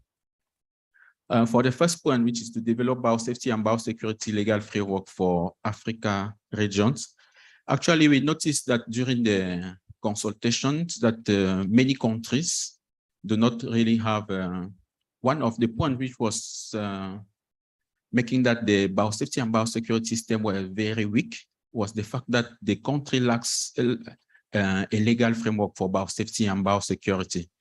It depends from a country to other countries. You notice that in some countries there was a framework, in other countries there was not a legal framework at all. And in the countries where there was the legal framework, usually the framework was was in a, let's say, disaggregated. Was disaggregated because you could find a law only based on biotechnology or genetically modified organisms. These were the areas where there were the main progress in biosafety and biosecurity. So this framework came to try to develop it using a One Health approach to make sure that we can have in the same group can work all together to implement the biosafety and biosecurity in a way that we take in consideration all the challenge and take all the member or all the aspect of One Health. So the framework, it has now 6 domains. Initially it was 7 domains. The first domain is on the authorization and the creation and authorization of a lead entity, a national agency that will manage all the aspects of biosafety and biosecurity in each country. The domain number 2 is about the development of some national standard for biosafety and biosecurity. So Africa CDC want to develop some national standards at the level of Africa region that can then be used by each country to develop its own national standards. The domain 3 is about the authority for biological risk assessment of agents and toxins to make sure that all the organizations which are handling these pathogens really take in consideration the biosafety and biosecurity. And the domain number 4 is about the regulation of laboratory and facility level requirements for handling agents and toxins of concern to make sure that all the institutions who handle high-risk pathogens will follow some regulation, and then they will be certified according to the national standard that we talk about on the domain 2. And the domain number 5 is about now the personnel, the human resources, because we do not only want to give the requirement or just say that you need to do like this, but we want also to build the capacity to be able to comply with these requirements. So the domain number 4, it is about the education, the training, and human resource requirement for personnel who will be able to possess, use, store, or transfer the agent and toxin of concern. And domain number 6 is about the transfer, storage, and disposal of agent and toxin of concern. And anticipated challenges and proposed solutions were also given after all that, because we really discussed with the countries and we were able to identify some of the challenges that we are going to face when we will be implementing the projects. Also, the domain number 7, which was removed, was mainly about the prohibition of or we will really implement deal about how to work with agent or which kind of control we are going to do to make sure that the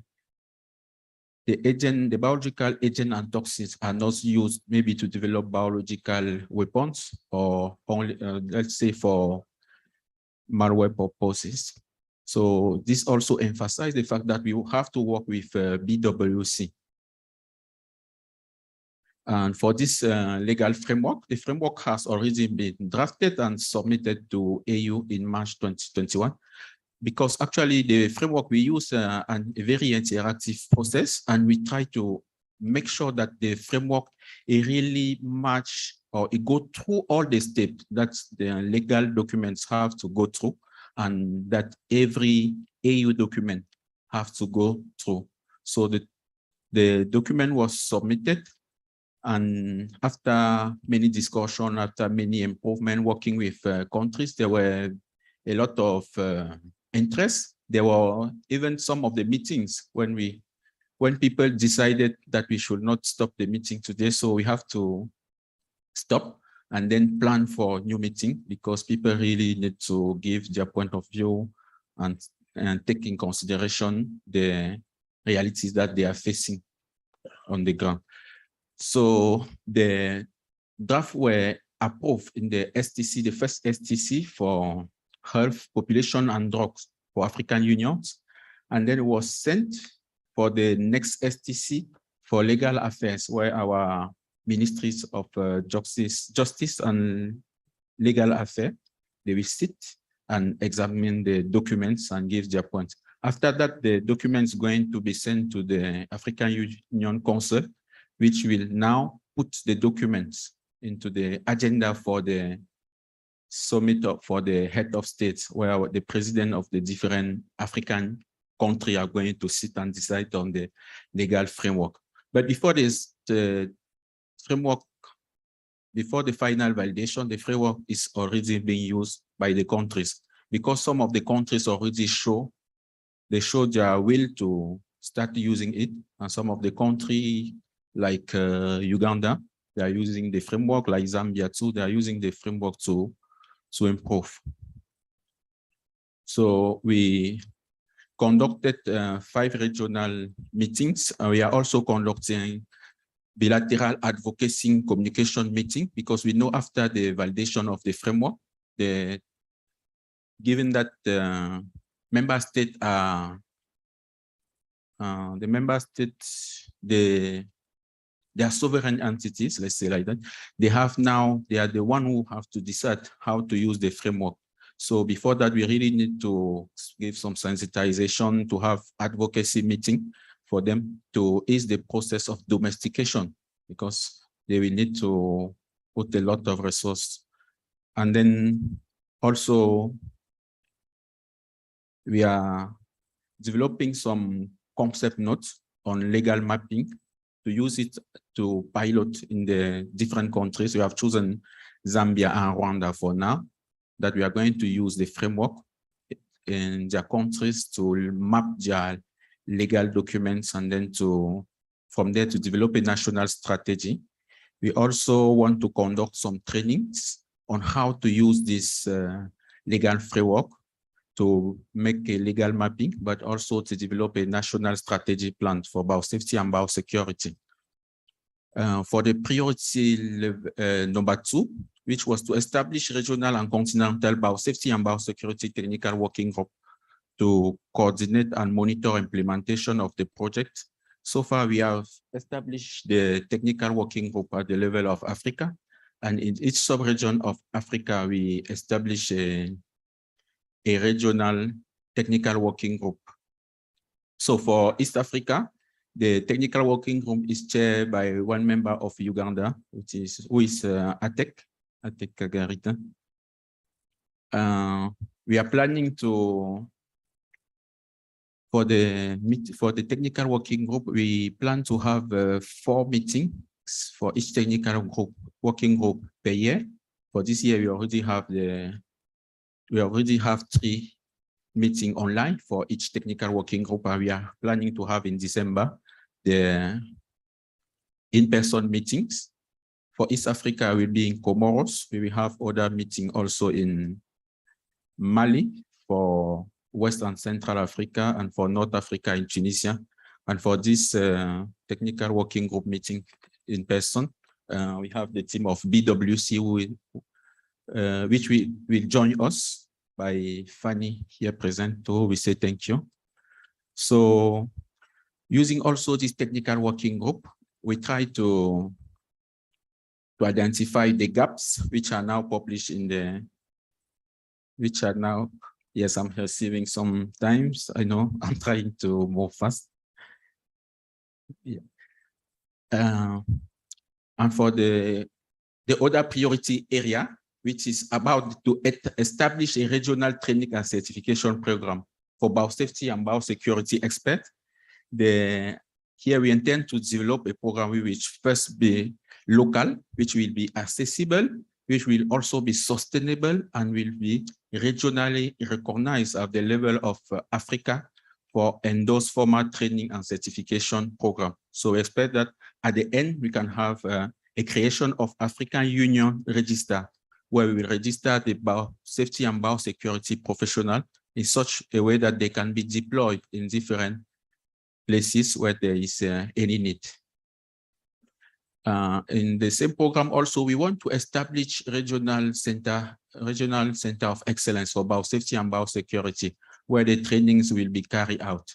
And the first center which has been established now was in South Africa, because the Southern African countries actually decided to join their candidature together and then advocate for the for Africa CDC, North Africa CDC, for South Africa, the NICD, National Institute for Communicable Disease, to be the regional center of excellence. So this is the certificate which was allowed to this center after we deploy an assessment team there.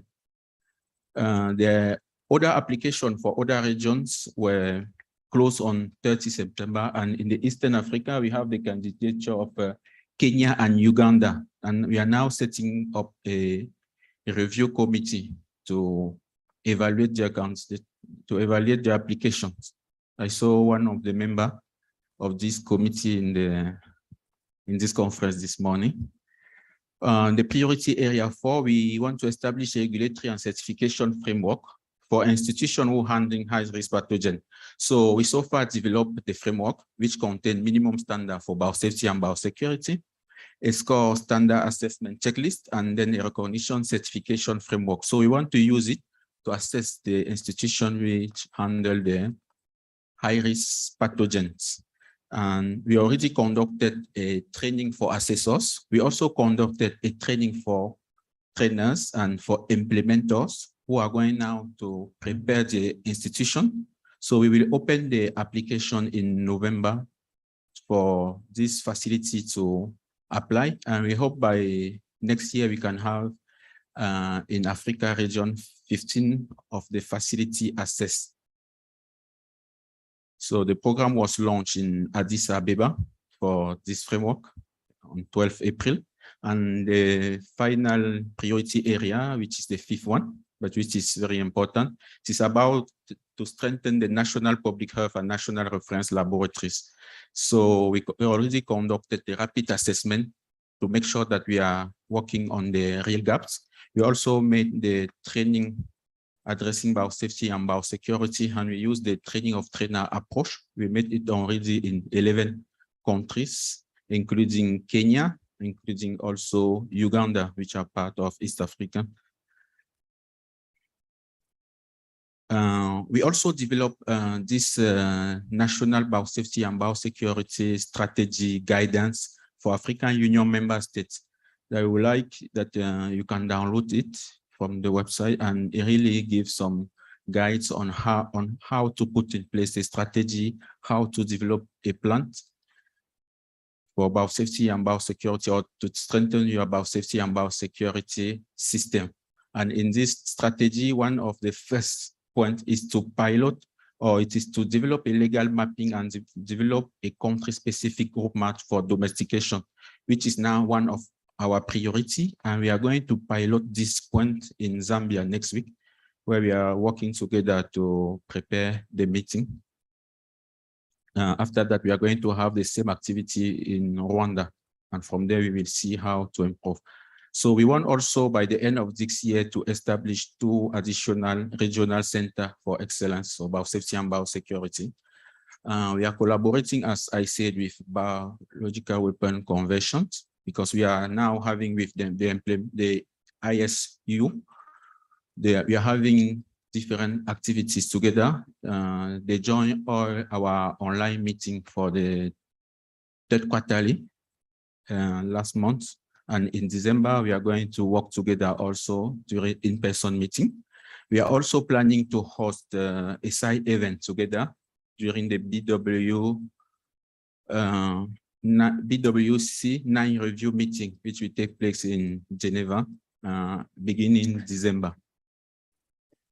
So at this point, I would like to thank you. I hope you were able to capture something, even if the pronunciation can be difficult sometimes. Thank you very much.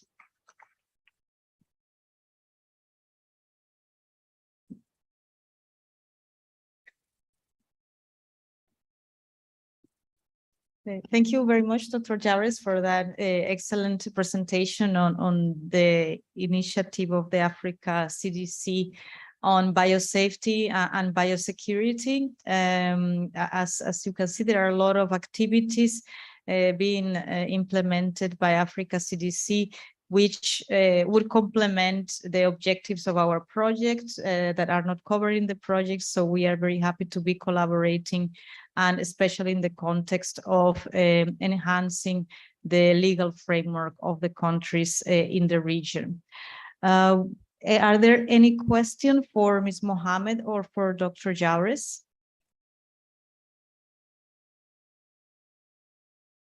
I see no questions at this stage. So with that, I believe we conclude this session. We have some announcements to make because there are some adjustments that are necessary to the program.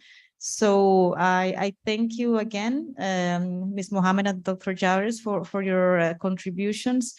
And then I give the floor to Alex to inform us about the adjustments in the program. Thank you. Thank you very much, Fanny. Just allow me to give you an update on the remainder of today and for tomorrow morning. Now we will break for coffee. It's now 16:15. And I ask you to keep the coffee break short to 20 minutes. So by 16:35, we're back here. And then we conduct for the rest of the day 2 parallel strands.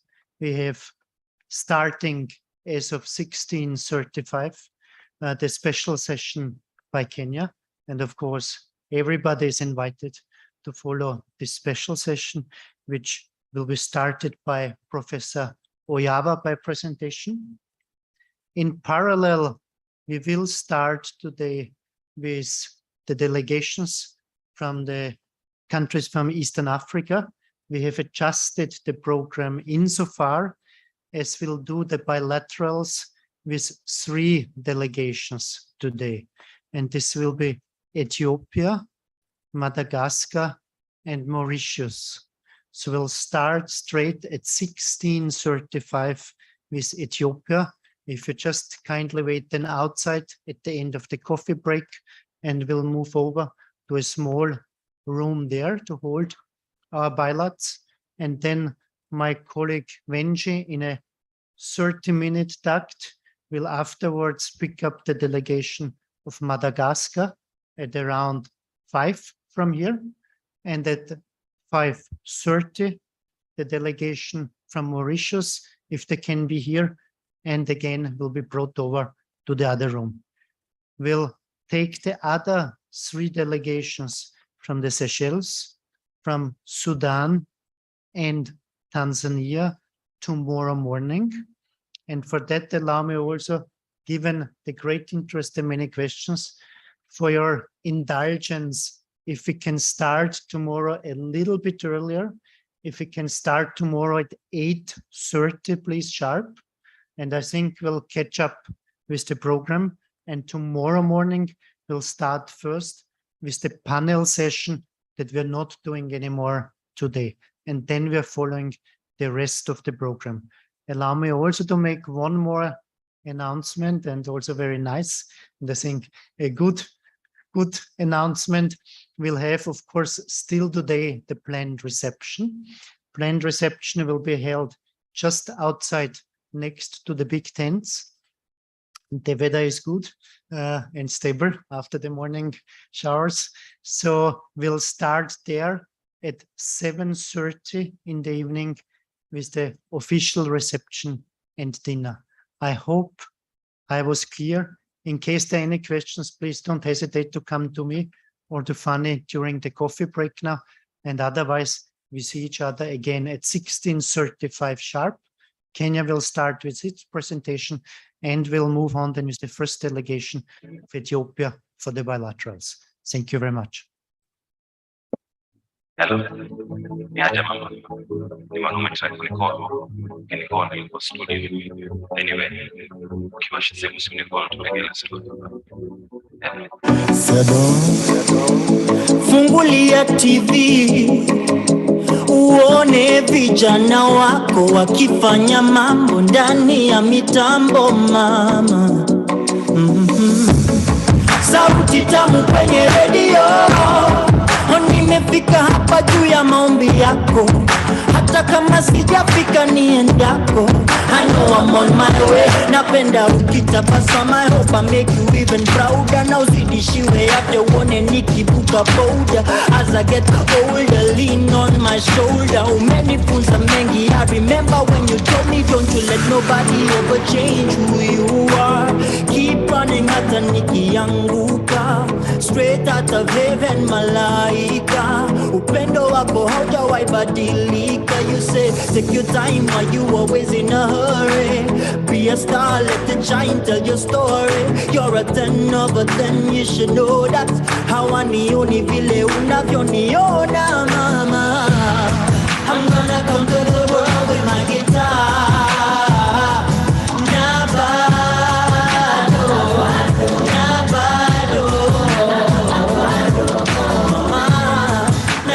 Siku moja nitakuwa star. Na bado I will be your star. I will be your star.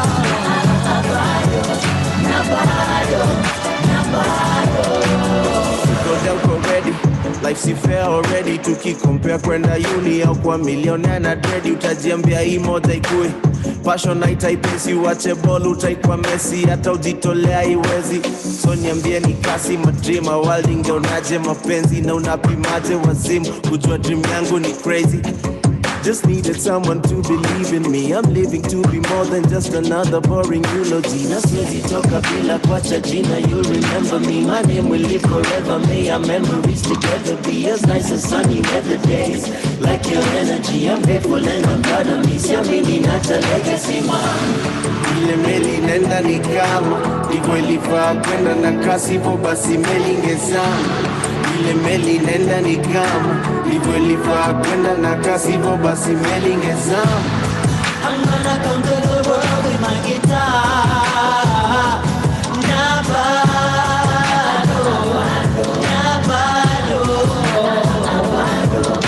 mama, najua siku moja nitakuwa star. Na bado I will be your star. I will be your star.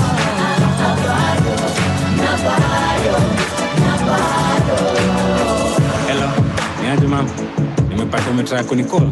Pole ukinicall ilikuwa booth nikipiga mistari. Tukiingia session lazima phone kuwe silent, tutia jutu za producer. Industry inanipeleka fiti. Pesa sio mingi lakini mafans wana like muziki. Inquiries ziko mingi sana, promoter studio bei hawafiki. DJs and presenters pia nimewatumia emails na cookies. Maybe frequency yangu ndio mbaya, stations hazishike fiti. Juzi kwanza tulipatana Yashinski akasema na like idea tunaweza mind kwa track moja na sisi. Alinipatia namba but sina credit, nitumie credit 50 nimpigie. Maybe nile break tulikuwa tukitarajia. Sio hivyo mama. Ile deni yako bado sijasahau. Yangu chakaa fiti saiba tiko kifani na ka promising wakicheza kama hao. Na mimi nitacheza kama mimi.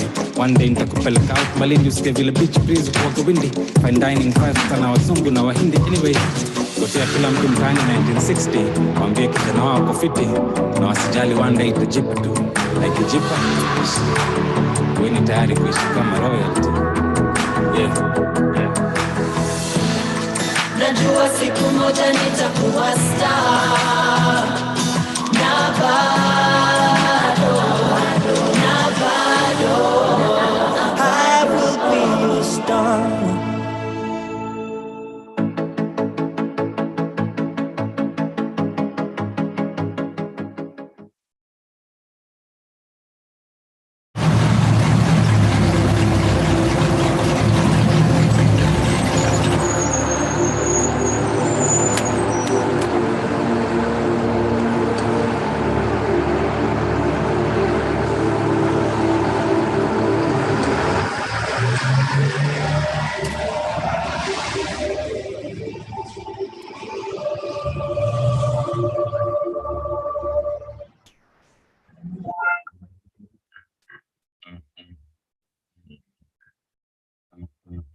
'Cause I'm certain brighter days are yet to come. Ain't no question that tomorrow there'll be good times. Good times. I believe with every beat of my heart. 'Cause I'm certain brighter days are yet to come. Ain't no question that tomorrow there'll be good times. Good times. I believe with every beat of my heart. I'm on a one-way train. Tenda memba nenda zangu do my best. Saa zingine wanga ni noma. Wanga ni noma. Imani yangu inanichoma. But I know there'll be a better day. Yeah. I'm living on the edge. Doing it as shaki and walk on the stage. Life in an isunda kokona. Sunda kokona. Emotionally niko kwa boda. I pray for better days. 'Cause I'm certain brighter days are yet to come. And no question that tomorrow there'll be good times. Good times. Oh, darling, I believe with every beat of my heart. Siku zikizidi, nazidi makinika zaidi. I'm holding on a little bit longer. A little bit longer. What doesn't kill you makes you stronger. I see a brighter day. Yeah. Visions of love from up above. The sun is not too far away. Now I'm shut up, now not far. I know I will be okay. Reach for the stars with everything in my heart. I know. 'Cause I'm certain brighter days are yet to come. Ain't no question that tomorrow there'll be good times. Good times. Oh. I believe every beat of my heart. Yeah. There's gonna be days like these. We need to be stronger. Misuko na mahangaiko. Ni hali ya dunia, Mungu yupo. And on days like this, we need to rise up. Wakijaribu kutuzika tutagerminate. Our lives will never be the same.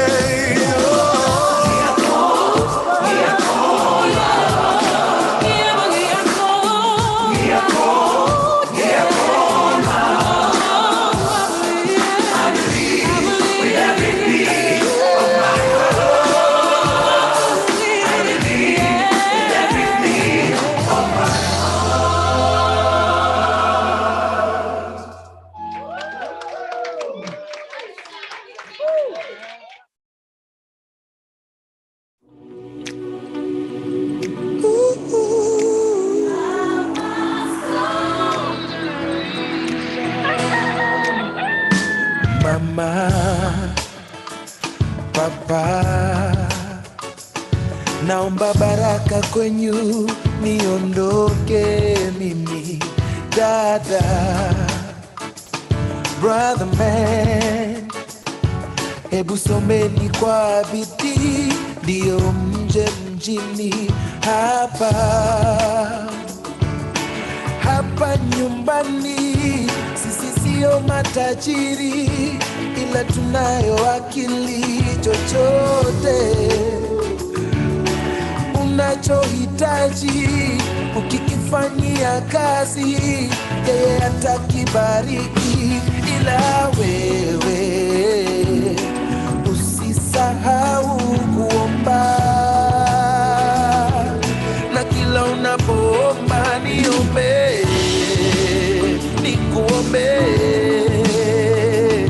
kwani maombi yangu pekee hayawezi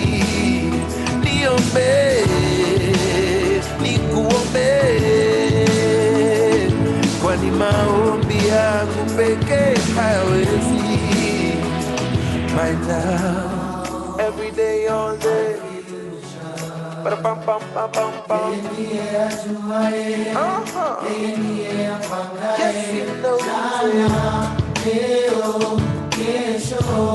and every other day.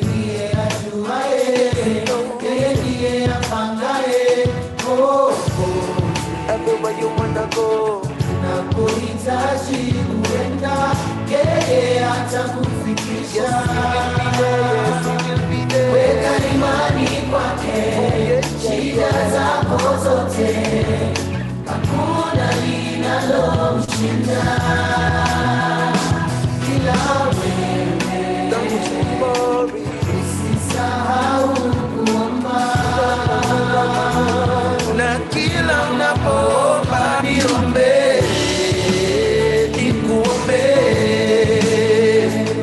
kwani maombi yangu peke hayawezi. Niombe, nikuombe, kwani maombi yangu peke hayawezi. Niombe, niombe, kwani maombi yangu peke hayawezi. Niombe, niombe, kwani maombi yangu peke hayawezi.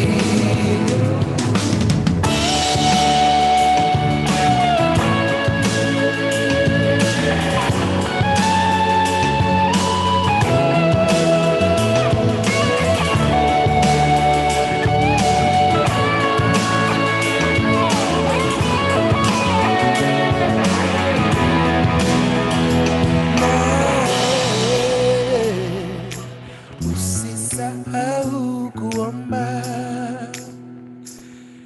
na kila unapoomba niombe, niombe, kwani maombi yangu peke hayawezi.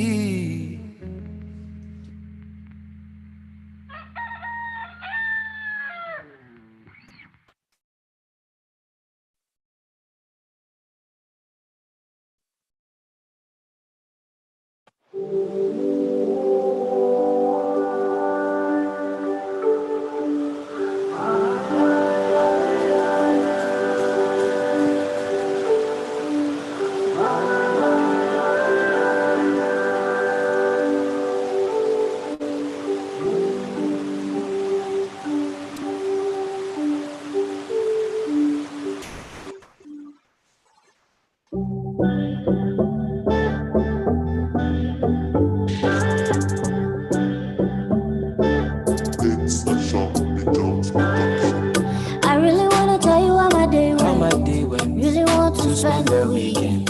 I for sure you this thing I'm feeling. Oh yeah, but I don't really know you that well. I really wanna kiss you in the face, baby. And maybe every other place, baby. You be like, say I don't remember, say I don't really know you that well. We can go there if I want to, but me, I don't know oh no, why I think I love you when I don't really know you that well. We can go there if I want to, but me, I don't know oh no, why I think I love you when I don't really know you that well. I'm too polite to insult your intelligence. Why do I believe that we have met? Maybe not in this life. Time's frozen for a second, so I'm thinking tonight. Break the ice, or better still, we can set it aside. Temporarily, my temperature is telling me that you got me so hot. Stop, girl, there is no remedy. But you don't know me well enough to reply. And I don't really know you that well. It's funny, you have something in your teeth, but would you try to stop me? If I want to take it out, cause you don't know me properly. Girl, I think you love me, but you turn this bad boy into a busybody. I see you're too busy for me. Or maybe I'm just busy for me. When you call me, when you're ready for me. It's crazy, baby, how I don't care at all. Then I don't really know you that well. I really wanna tell you how my day went. How my day went. Really want to spend the weekend. I for sure you this thing I'm feeling. Oh yeah, but I don't really know you that well. I really wanna kiss you in the face, baby. And maybe every other place, baby. You be like, say I don't remember, say I don't really know you that well.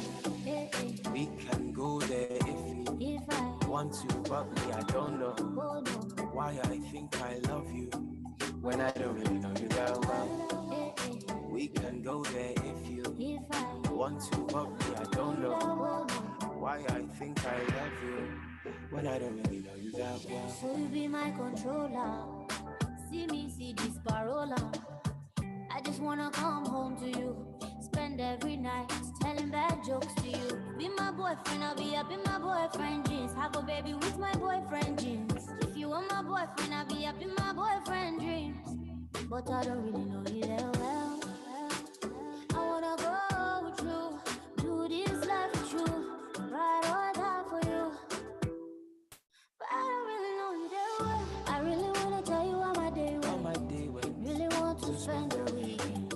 I for sure you this thing I'm feeling. Oh yeah, but I don't really know you that well. I really wanna kiss you in the face, baby. And maybe every other place, baby. You be like, say I don't remember, say I don't really know you that well.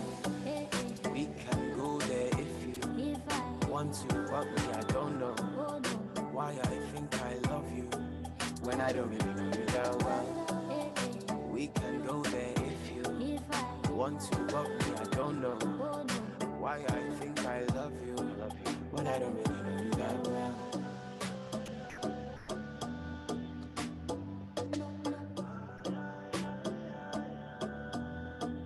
I don't really know.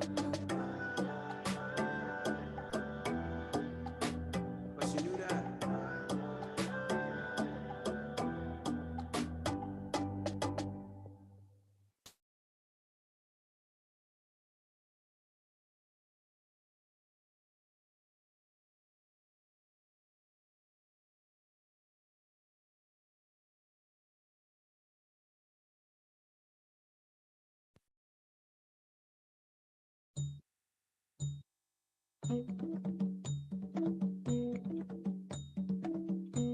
Tushangilie Kenya, taifa letu tukufu, Kenya tunayoipenda, Kenya nchi tunayoipenda, twajivunia sana tukijiita wa Kenya, nchi yenye baraka, Kenya nchi yenye baraka, tumekomboa Kenya, taifa letu tukufu, tumebadili mwendo, tutalinda katiba mpya.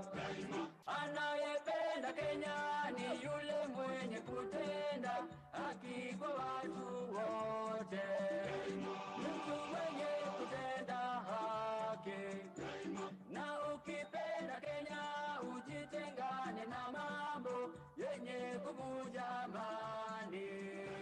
Hatutaki matata Kenya, wenye nchi kipenzi chetu, hatutaiacha milele daima. Wenye nchi kipenzi chetu, hatutaiacha milele daima. Kenya kipenzi chetu, nchi yenye upendo, hatutaacha Kenya daima na milele.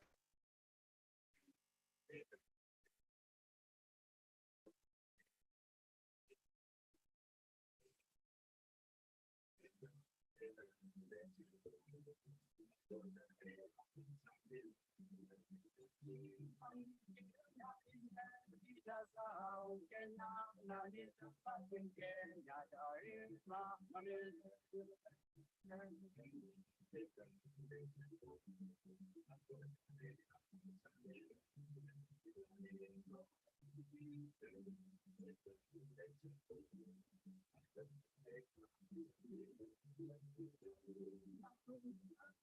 Nchi ya Kenya, kutumikia Kenya daima na milele. Kenya kipenzi chetu, hatutaiacha milele daima. Kenya kipenzi chetu, hatutaiacha milele daima. Sitaiacha Kenya nchi yangu.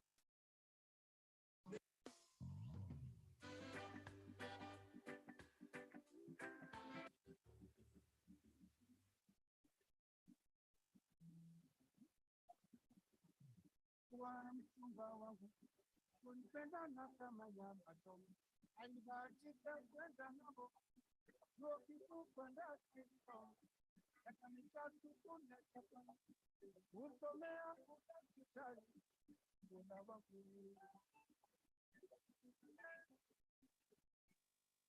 kuwa mchumba wangu, tulipendana sana ya masomo, alibahatika kwenda ng'ambo, chuo kikuu kwenda Kigoma, miaka mitatu kule Japan, kusomea udaktari, muda wa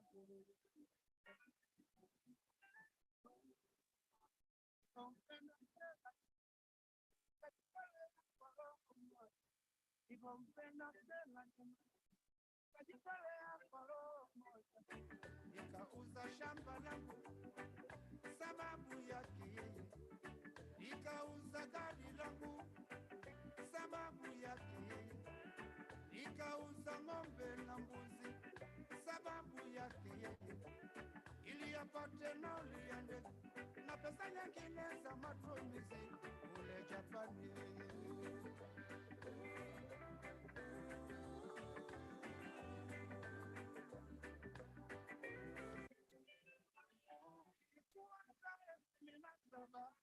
Mwezi wa tano, ilikuwa tarehe 17 mwezi wa tano, mwaka 1992, mwaka 1992, hiyo ilikuwa tarehe kamili yote ya kurudi Kenya. Nilikwenda uwanja wa ndege kwenda kumlaki ilikuwa ninapopiliza uwanja wa ndege, ilikuwa ni chini ya jaondoka amkeo watoto wake, ilikuwa napatana makulomba uwanja wa ndege, ilikuwa na pete makamba amgangenika na vidakezu, ilikuwa na magazo mganga baba nikezu kwa benikese apeteke ilikuwa kanyaka uwanja wa ndege, ela isukane beba mtoto niko na hiwa, ela isukane beba mtoto niko na hiwa, mteke chumba wake mfupi ukiine mtafani, ndani ya moyo nikakosa la kufanya, nitamani niwe kitamba wala kingusi, anizingilie kichaluo ana kibango watoa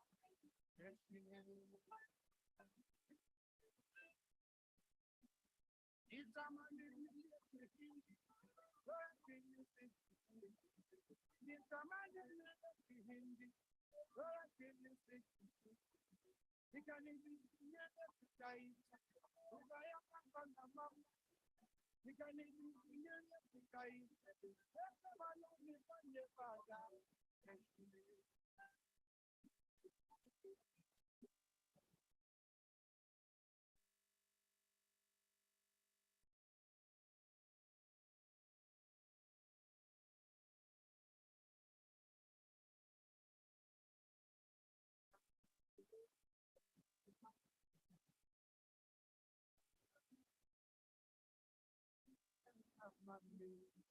yo, I love you, still love you. Yo, I love you, still love you.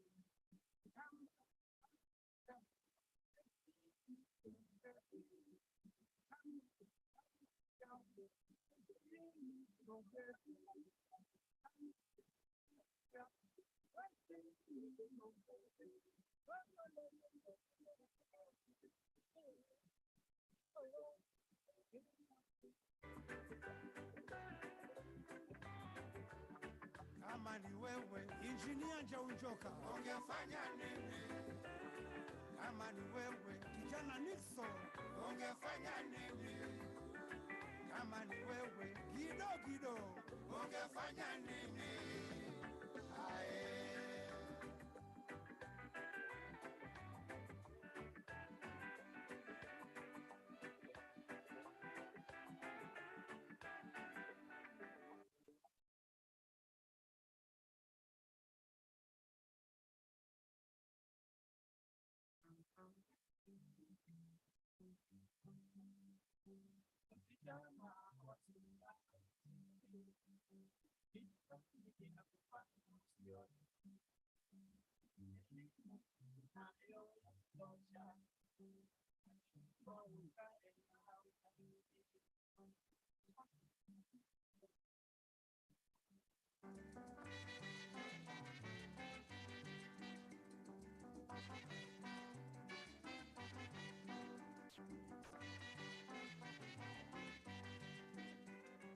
Msichana wa urembo kama wewe, uonyeshe mapenzi kwa vijana. Ukionyesha majivuno kwa vijana, utazeeka ukiwa nyumbani kwenu. Oh baby, miaka yaenda mbio sana, na sura yako nayo ikichuchuka. Oh baby, miaka yaenda mbio sana, na sura yako nayo ikichuchuka.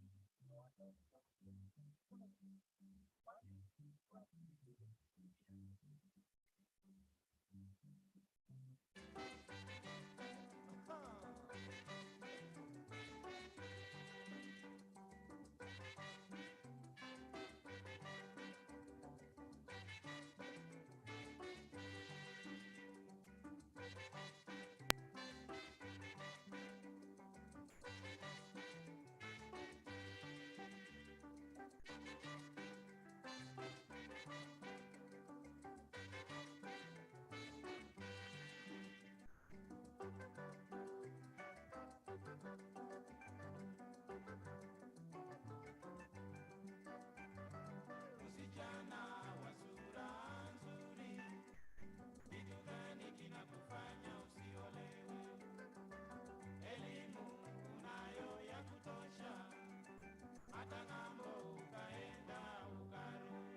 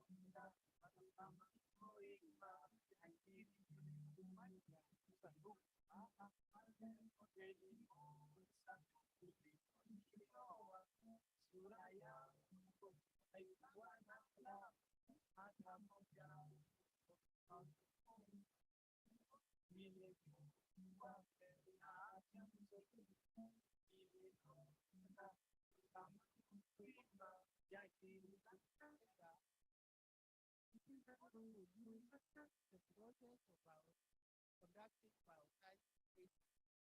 Our students in the lab comes along some pathogens, for example, the bacteria. These students can deal with the cause of anthrax or other bacteria, which if they are accidentally or deliberately released to the environment, they could cause ill health. So the issue of bioscience is protecting the access of those pathogens to unauthorized people. The biosecurity comes in very handy. The students or researchers in the lab must ensure that they work safely with the biological organisms. That is the issues of biosafety. Here we are talking about containment, use of biosafety cabinets, use of personal protective equipment to ensure that the humans who are working in the lab, they are not exposed to those pathogens or even toxins. The issue of environmental pollution. For example, there has been introduction of weeds. For example, water hyacinth in Lake Victoria, introduction of the madenge, which we are being talked about. And this has caused a lot of environmental degradation. We cannot be able to do transportation within our sea or lake areas. There could be issues of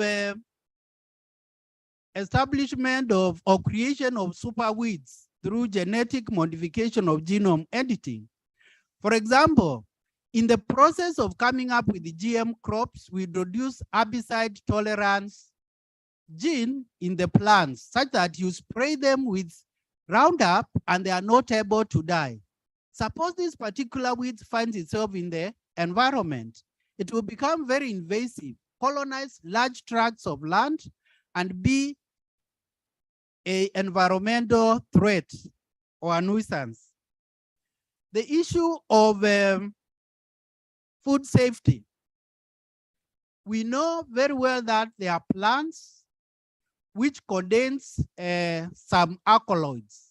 For example, those plants in the Solanacea family, the tomatoes, daturas, and so on, they contain those alkaloids, which if they are consumed by humans and in high quantities, they could cause ill health, poisoning. We know castor oil seeds. You can be able to extract a very potent poison from those particular seeds, which is called ricin. So if this knowledge gets into the hands of those bad people, the issues of biosecurity, they can be able to extract this particular poison and be able to kill people en masse. The issue of cassava, we know cassava contains precursors for the cyanide. There are instances where it has been reported that people have consumed cassava, a variety which contains high concentration of cyanide, leading to death. So there could be development of particular varieties, which could be, if eaten and not well processed, could lead to death of people. Also, there's while we are still on food safety, for example, let's assume we are providing relief food like maize, which is contaminated with mycotoxins such as aflatoxin, or milk, or even eggs, and you cannot see them by hand and by naked eyes. If you give to masses this contaminated food, it will cause ill health and kill many people. So these are the issues which, when we are teaching our people in education, while we are implementing the biological weapon conventions, we should be able to address them. There's the issue of economic sabotage. Most of our African countries depend on agricultural products or production of agricultural produce. For example, Kenya is well known for production of cut flowers, like roses. There was introduction of this bacteria called Agrobacterium tumefaciens, which causes crown gall. And this resulted in a lot of destruction of a lot of greenhouses. Even today, establishing rose flowers in greenhouses requires a lot of treatment to be able to avoid that particular pest. So this could be used as an economic saboteur if somebody brought it and introduced to a particular country. A long time ago, Kenya used to have a thriving citrus industry. But for an unknown reason, when the citrus greening disease was introduced, it led to a destruction of that particular industry in Kenya.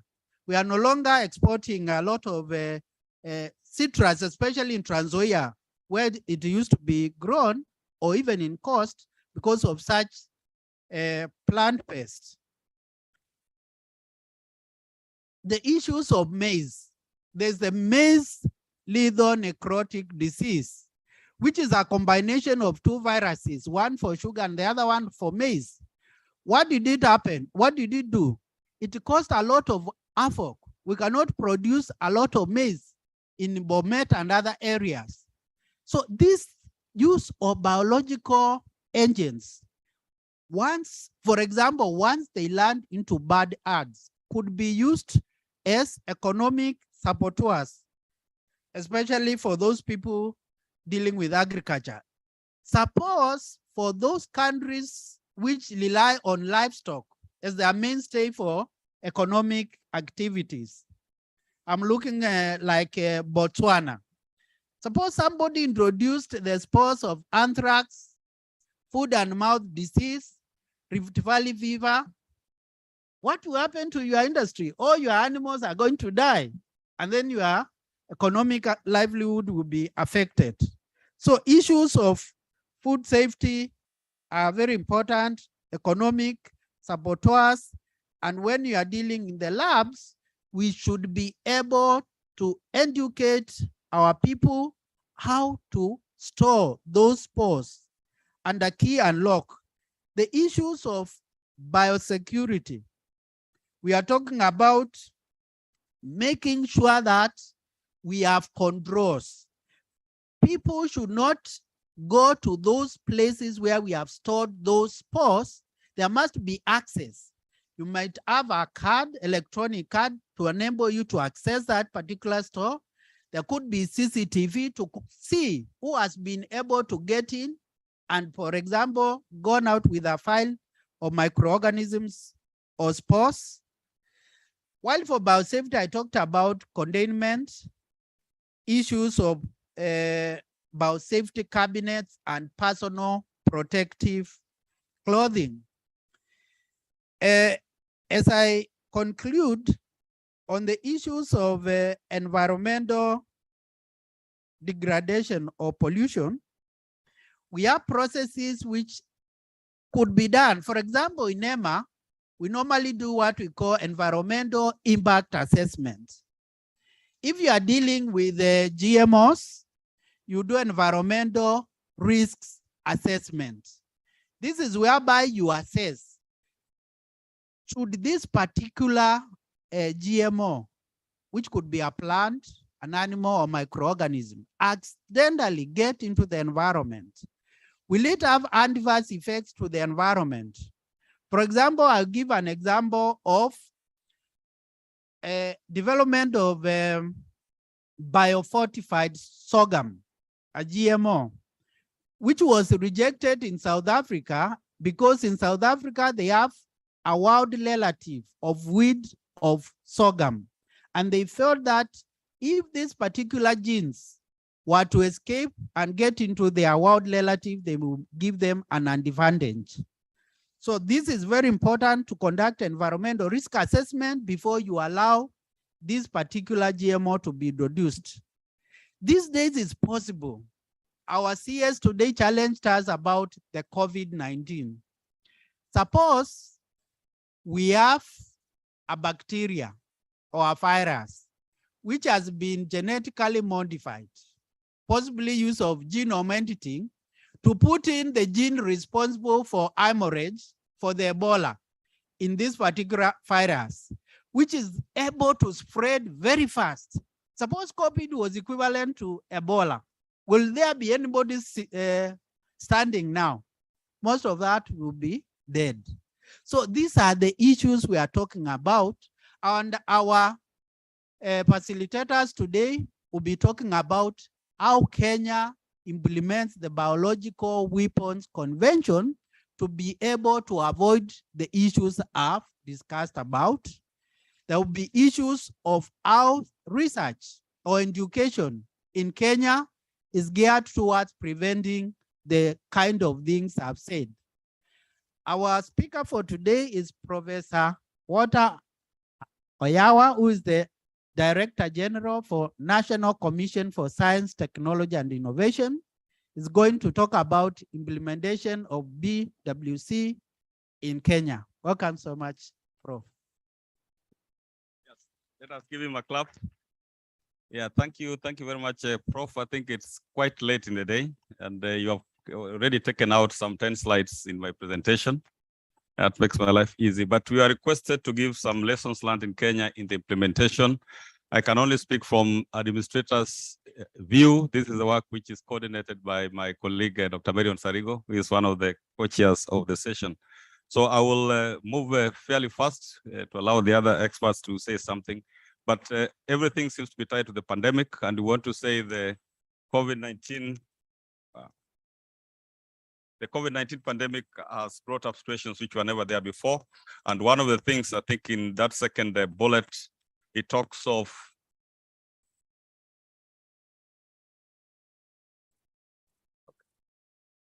yes, so the pandemic has accelerated the spread of extreme ideologies, and terrorist organizations have capitalized on anti-government, anti-lockdown sentiments to aggravate the situation.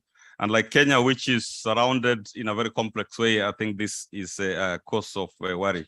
As said by Prof, it is not the big preparations for biological weapons attack, but the smaller things that are done. In the Kenyan elections, we took note that politicians were avoiding using the same microphone. Not that they were trying to keep safe from COVID, but because of the fear that your opponent might do something on the microphone. So if that is happening, then again, it needs to be brought to the fore.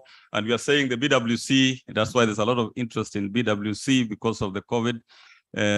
Globally, I just picked up this statement from the President Biden, and you can see they have defined 5 priorities for science in his administration. I think when it took over in January 11, 2021, when he was introducing his science advisor. And you look at that number 1 first priority, it's the pandemic and what we can learn about what is possible or what should be possible to address public health needs. So it's of extreme importance globally.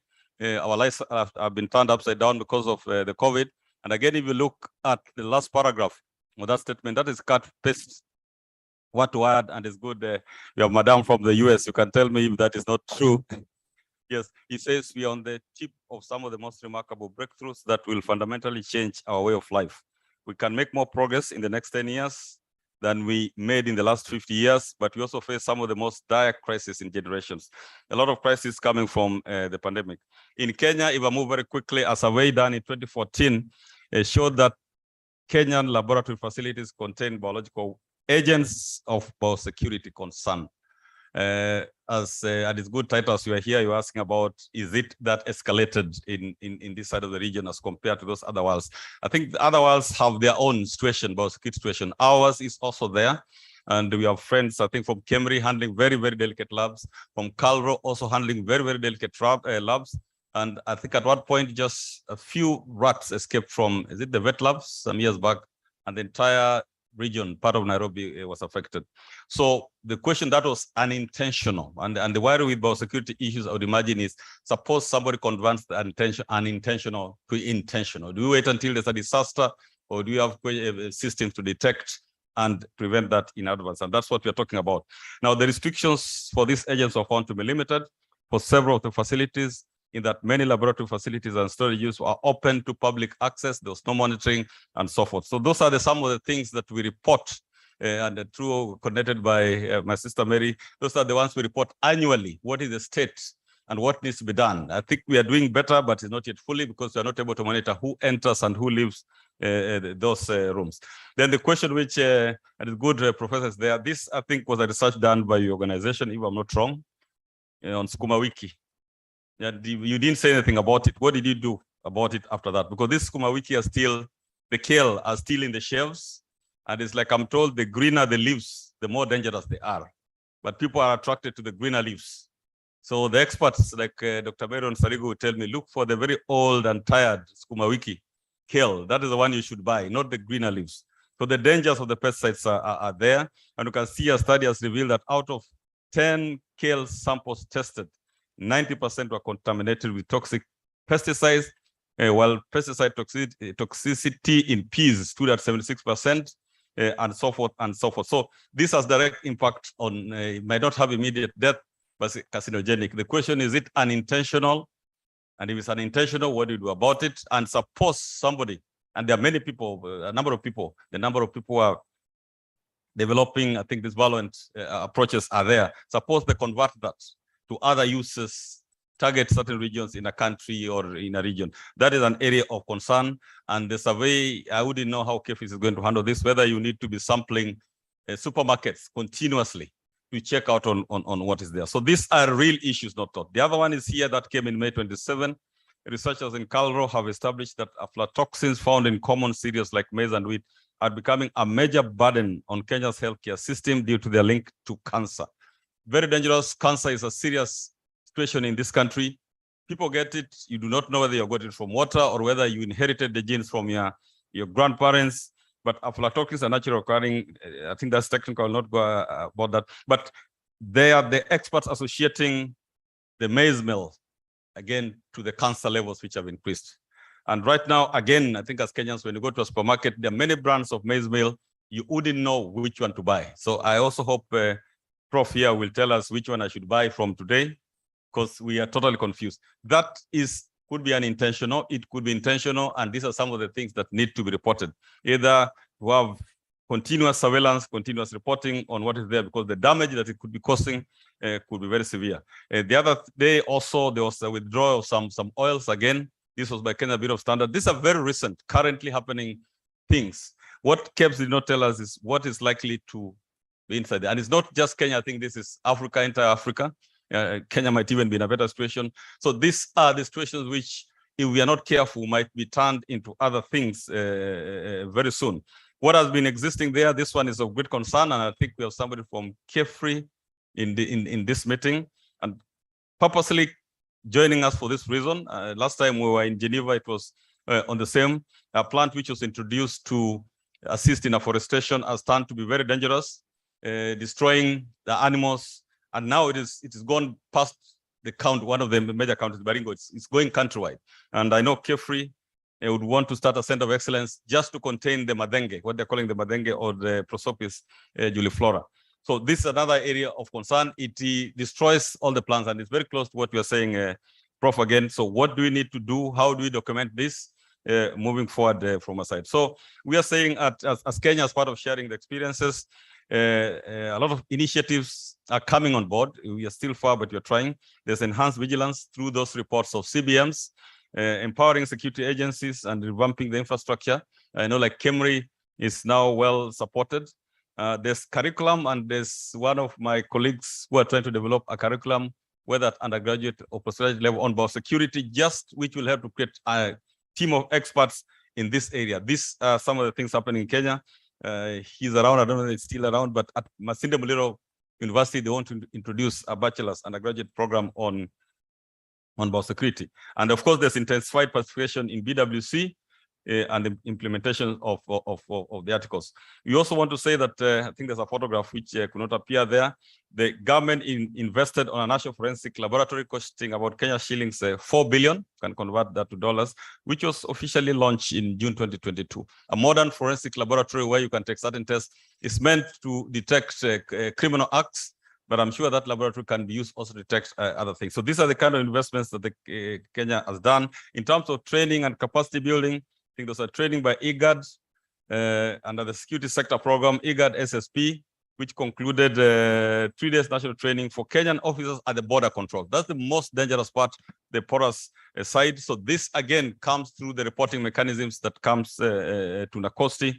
And therefore, in a nutshell, what we are saying, Kenya has been able to create awareness, capture data relevant to BWC through STI mainstreaming. This is a target which has been introduced for ministries, departments, and agencies, from which we get a good number of data. So all agencies, including the ones handling CBRN, the ones handling even the international treaties, at the end of the day, they're supposed to report under this STI mainstreaming to NACOSTI, and NACOSTI relays the same to the government. There's licensing of research, which is a core mandate of the commission. In the licensing of research, one of the things that we check are very close, are meant to deter that biological threat. People sometimes ask, why do you license the research? But the teams that check on the research that happen, check on issues of if they have impact on national security, the lives of Kenyans, the culture, the nature, the environment, research ethics, and most important again is how it's beneficial. But if we look at number 1, 2, and even number 5, number 4, 5, it is to do with mostly the biological aspects. And now there's even KWS has established the Kenya Wildlife Research and Training Institute based in Naivasha. They will be doing that work on our behalf and then report to NACOSTI on matters that affect the wildlife. So these are some of they could be like sporadic measures, but they help contain what could end up being a worse situation. So we also at NACOSTI established an office we're calling BWC desk officers in a number of Kenyan institutions, because getting that data for CBMs is not easy and is not verifiable. So we established the role of desk officers to facilitate submission of CBMs by the institutions to the national focal point, to sensitize management and staff in the institutions on BWC matters, to participate in conferences, research as pertains to this convention. Like in this, most of the online participants are those BWC desk officers. It's one area where I would want to support from BWC and other partners, how to empower these desk officers. They're the ones on the ground and not ourselves. If we could have a means of training them, we could have a means of them sharing experiences, we would really, really, really go a long way on that. So based on that, I think I'll just maybe go to the conclusion. A number of activities have been done, which I think can be read in this document. We have had presentations of BWC at the East African Community, as we also are the focal point for East African Science and Technology Commission. So wherever we have been involved, we have tried to bring up the issue of biological weapons convention. We have worked with BWC to train the youth, sensitize the youth on biosecurity issues. And we found that the areas of interest to the youth is on, they listed quite a number of things. They want, of course, their career to improve. There's this topic which for us as Kenya would be very comfortable to adopt, the Tianjin Biosecurity Guidelines for Code of Conduct for all scientists. Just a code of conduct on what you do as a scientist. If you do your research and you don't publish, is it unethical? Or if you publish in a predatory journal, is it unethical? So many things. So there's some photos there which I've missed. I will just go to, yes, these could be the priority areas for Kenya moving forward, mapping out the BWC infrastructure and human capital, finalizing on the national biosecurity strategy, and it's good we have heard from Africa CDC. We would also want to work with Wenje and BWC on this. Has been long overdue, and it's the main reason why we invited the other arm of government, the legislature, so that they can walk this journey with us from the word go, rather than do it ourselves and then ambush them. Then we want to strengthen the youth capacity on biosecurity matters. We want to support the region, because we cannot be an island alone.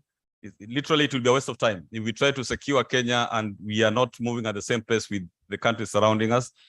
Cross-border monitoring, the invasive weeds, capacity building, and deploying STI to support BWC. I think with those slides, allow me to stop there. Thank you. In case of any technical questions, the chair, Dr. Marion Sarigo, will be able to assist on that. But back to you, Chair. Thank you.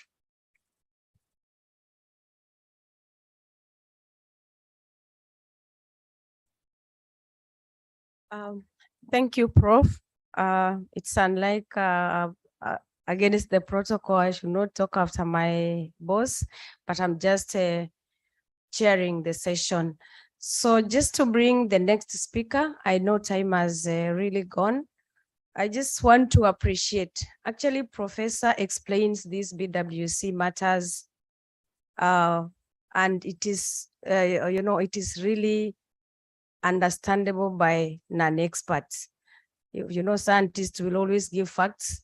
If you listen to him, he puts it in a way that anybody can actually understand. So BWC has Article 10, which is Article 10 of the convention, which is mainly on science, technology, and innovation. So other than the first article where it is prohibits the stockpiling, the production, the transfer, Article 10 encourages the exchange of science, technology, and innovation. So where does that, why is it so? It's because of these technologies that we get, we increase our productivity, we have more education, and we also access services. So in a way, the article has encouraged, this peaceful use of these technologies, at the same time, the biological agents. So in Kenya, there is a proposed regional research center, which is supposed to promote such technologies, especially in agriculture. And we say it is that this workshop is timely to relate how, as we are promoting the technology, what of the other side of the bad use of this technology. So on that, then I'm going to introduce my next speaker, who is Professor Josiah Omolo from Egerton, to tell us on the expected impact of the regional research center that is proposed to be established in Kenya as soon as possible. Thank you, Prof.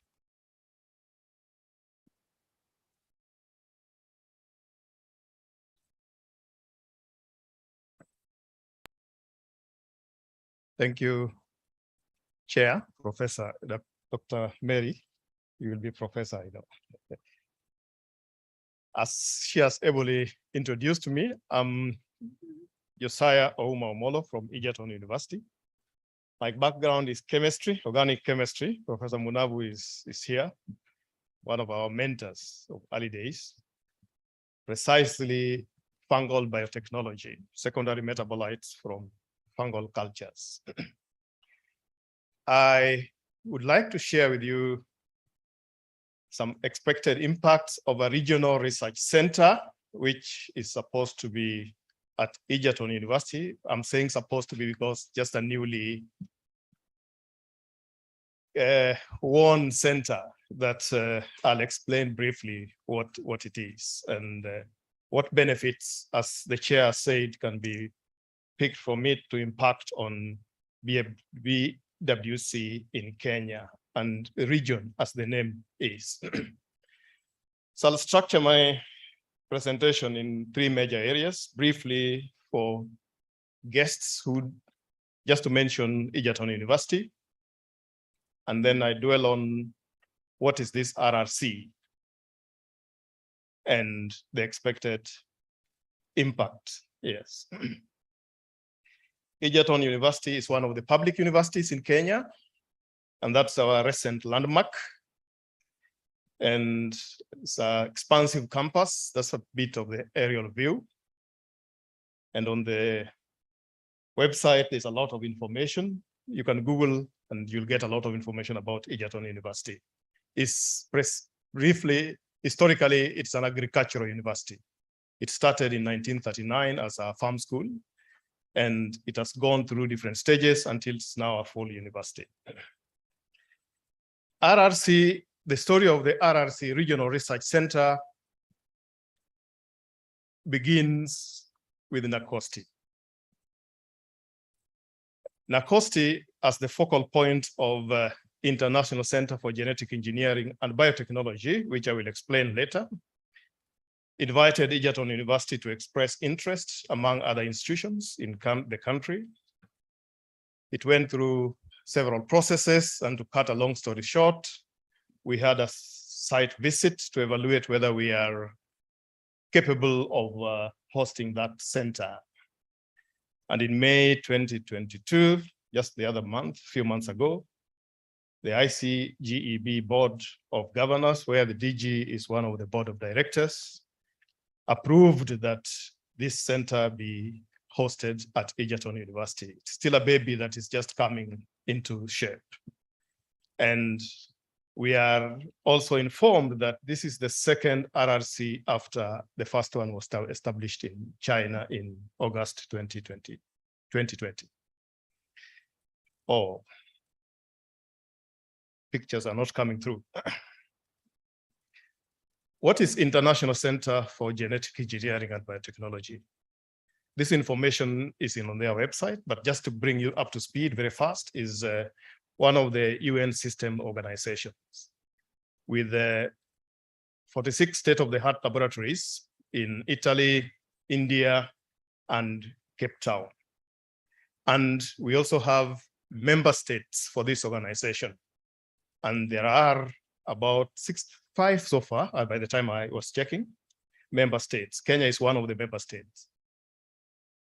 And they focus on the areas of biomedicine, crop improvement, environmental protection and remediation of biopharmaceuticals, biopesticides, and biofuel.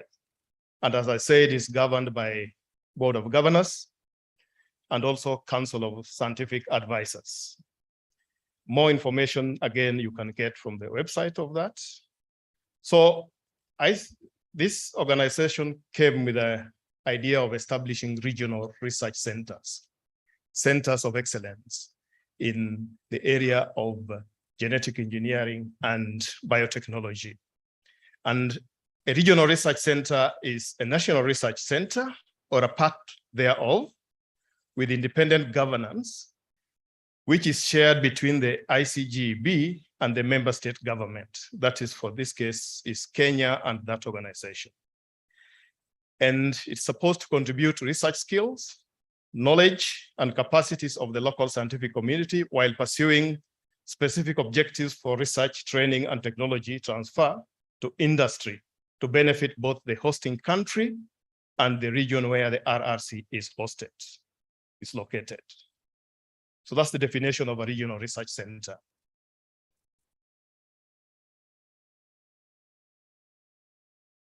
There are no photos, but what's supposed to come there, among those areas that we were invited to bid for, we picked on what is plant biology and biotechnology, considering the strength in which we had, but which we demonstrated. And in this center, we propose to have a molecular plant pathology and entomology as a focus area, genetic biofortification, molecular plant breeding, development of molecular diagnostic tools as fairly related areas. And then in addition, we propose to have bioprospecting to get biopesticides and bioactive molecules, and further also on food safety. All these topics were picked with a focus of improving food and nutrition security, which is a big issue in the East African region, as I will explain, in impacting on our production. Why did we pick some of these areas? The molecular plant biopathology and entomology, basically focusing on crop diseases and pests. And we have several. We have just heard of maize, the necrosis disease. The center, we believe, will help identify mechanisms through which these infections take place and propose interventions. Genetic biofortification is a good area in the sense that we have what we would call hidden hunger. We have food, but we don't have enough. That's the essence of food and nutrition security, where we would like to do a bit of molecular breeding to enhance nutritional value of some foods, if that can be done. It's research. Molecular plant breeding is mostly focusing on training of professionals to be able to have this area to be able to address emerging challenges like climate change. Development of molecular diagnostics and the applications. There's lack of affordable and locally designed diagnostic tools that can quickly and efficiently respond to crop and animal and other pest diseases. With having that unit within the center, it will be very handy in able to have a response for these kind of problems. Bioprospecting is, in a way, multi-pronged, in the sense that we look for alternatives to toxic synthetic chemicals, but at the same time also explore the diversity that we have for maximum benefit for the current and future generation. Food safety is a big issue.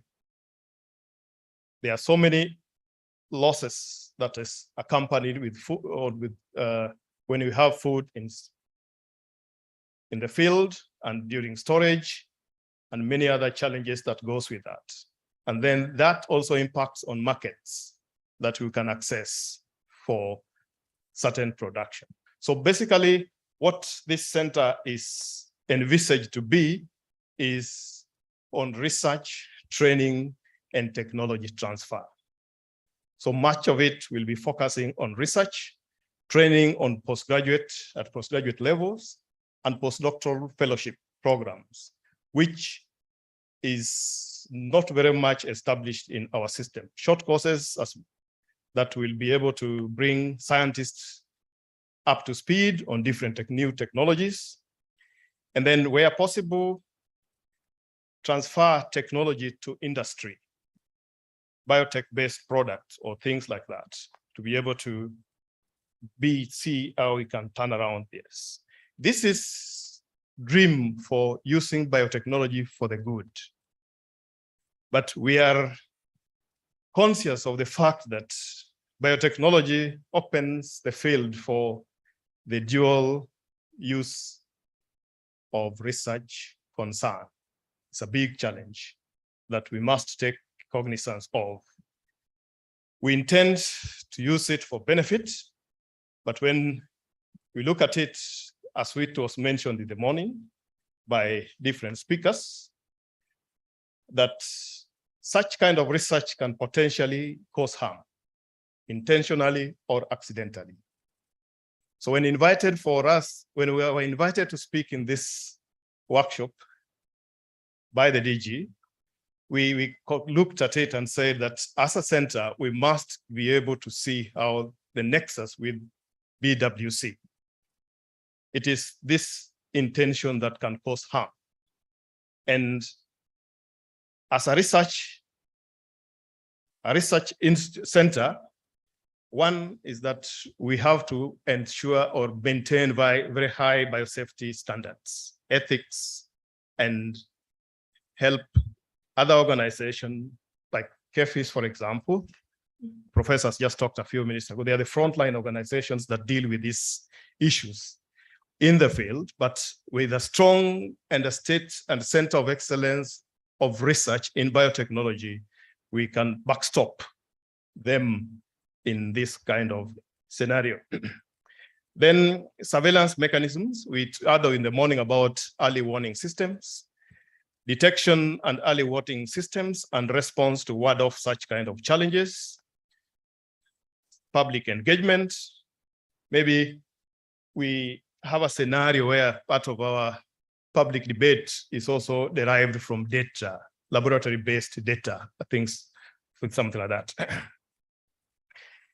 In the area of expanding and intensive use of research, a situation where we would have lots of policies, dual use policies, to be strengthened to be able to maximize and get good benefit from research and output. And finally, but not least, is capacity building in the area of biotechnology, genetic engineering, by offering short courses in addition to the other trainings that we refer to. Briefly, considering that we are just coming into existence, we believe that we would be part and parcel of this biological weapons convention, not only in Kenya, but with the network within the region.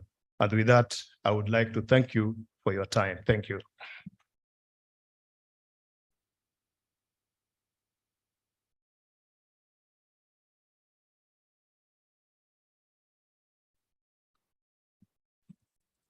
Yeah, thank you so much, Prof, for that presentation.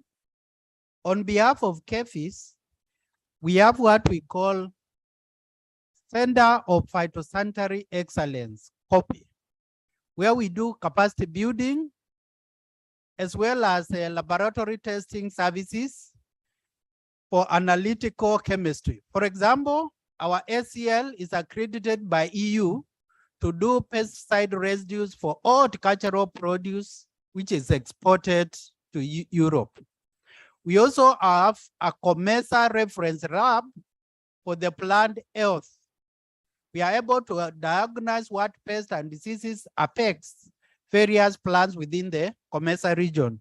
So we are willing to collaborate with your center in terms of food safety, issues of phytosanitary, as well as seed certification and plant variety protection. Thank you. The next speaker is Mr. Titus Igana. He is the director in the Directorate of Research, Science and Technology within the Ministry of Education. Welcome.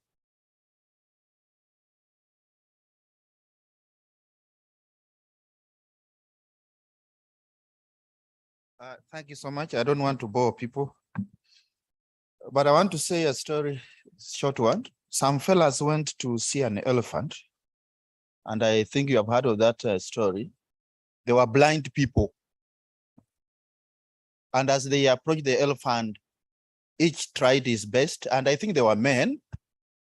Each tried his best to have a feeling of the elephant. And I just want to point up one aspect of one of the goers who went to see the elephant.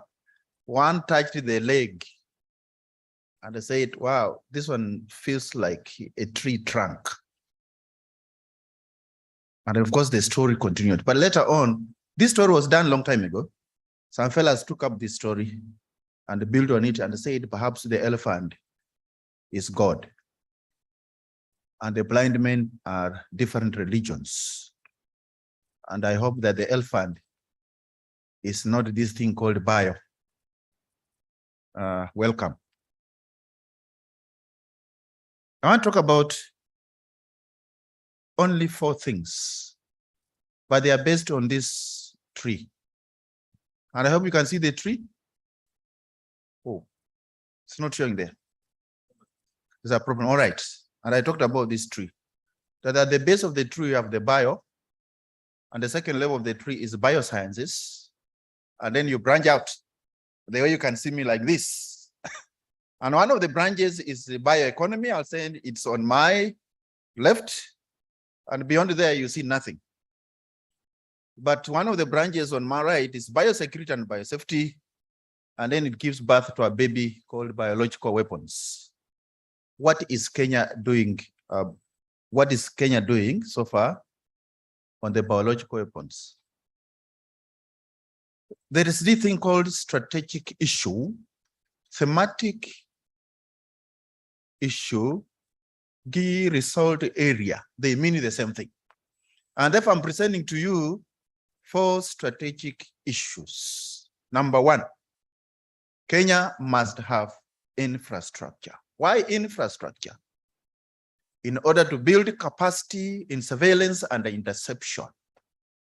To also build capacity in emerging technologies, systems, and processes, amongst other interventions.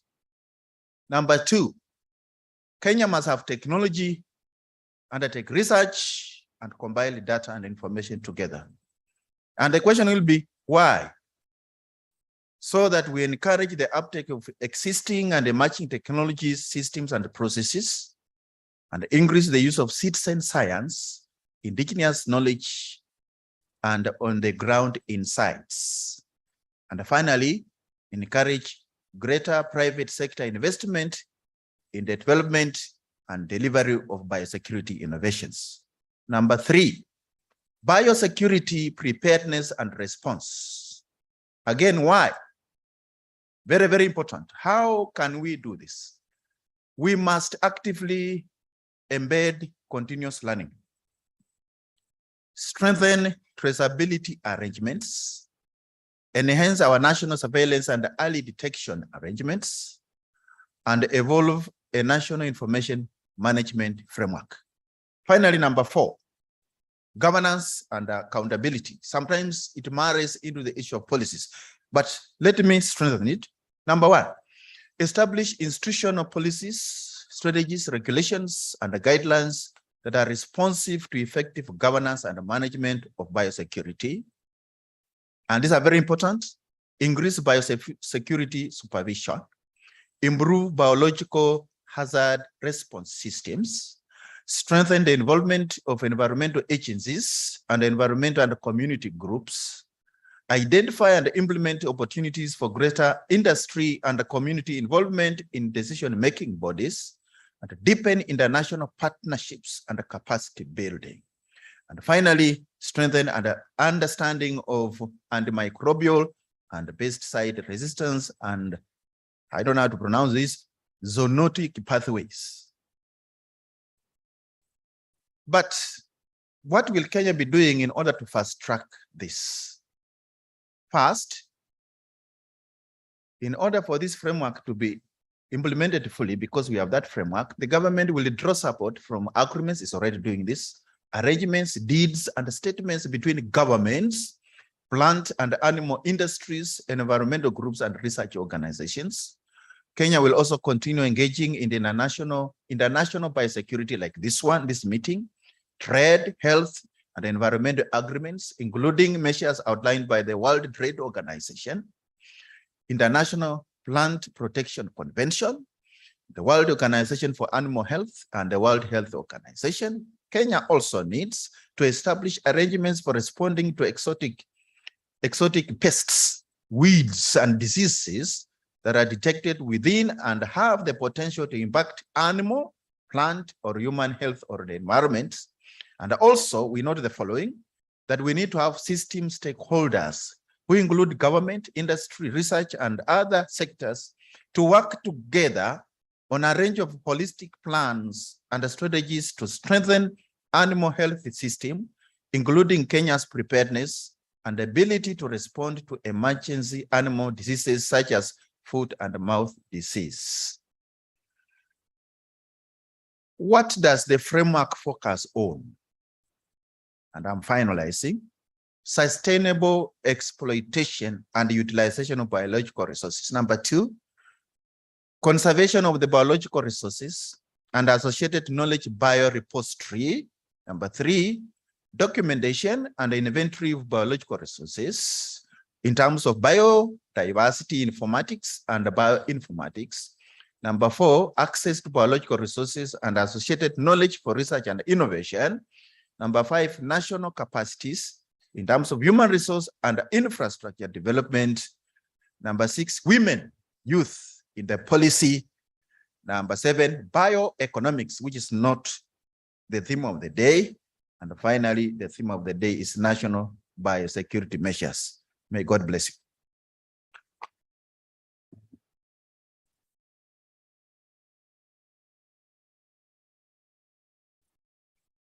Thank you so much. Now we have come to the tail end of our presentation or session.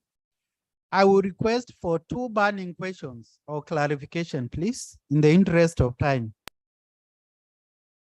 Any question, comment, or clarification? Yes, we have one, the lady at the behind.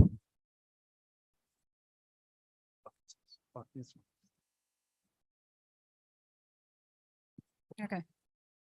Thank you very much for the presentations. My name is Priscilla Kimani from Kenya Forestry Research Institute. My concern and my interest has really gone to the regional center that was just presented by Prof from Egerton. And I feel the need for two things. And one is support for non-proliferation. So what we have seen is that we have quite some technologies that have really been developed, and especially on the case of environmental degradation by some weeds. Professor Oyawa has really talked of the Mathenge plant. We have seen so many other invasive weeds. So the issue is sometimes it might not be intentional. We have been doing some surveys and you find sometimes the children just carry the seeds, or they carry along the things that really proliferate. So it is not intentional. So how would we be supported to stop this proliferation? Through advocacy, for example, to educate the communities. Secondly, the technologies that have already been developed. For example, bioprospecting. So KEFRI has really been active on working with certain plants. Recently, we have also developed some biopesticides from the Melia plant. So we do have some progress. How is it that the center, which is just about to be established, how can it help with commercialization of these technologies? Thank you. Thank you. The second question, please. There was that gentleman there.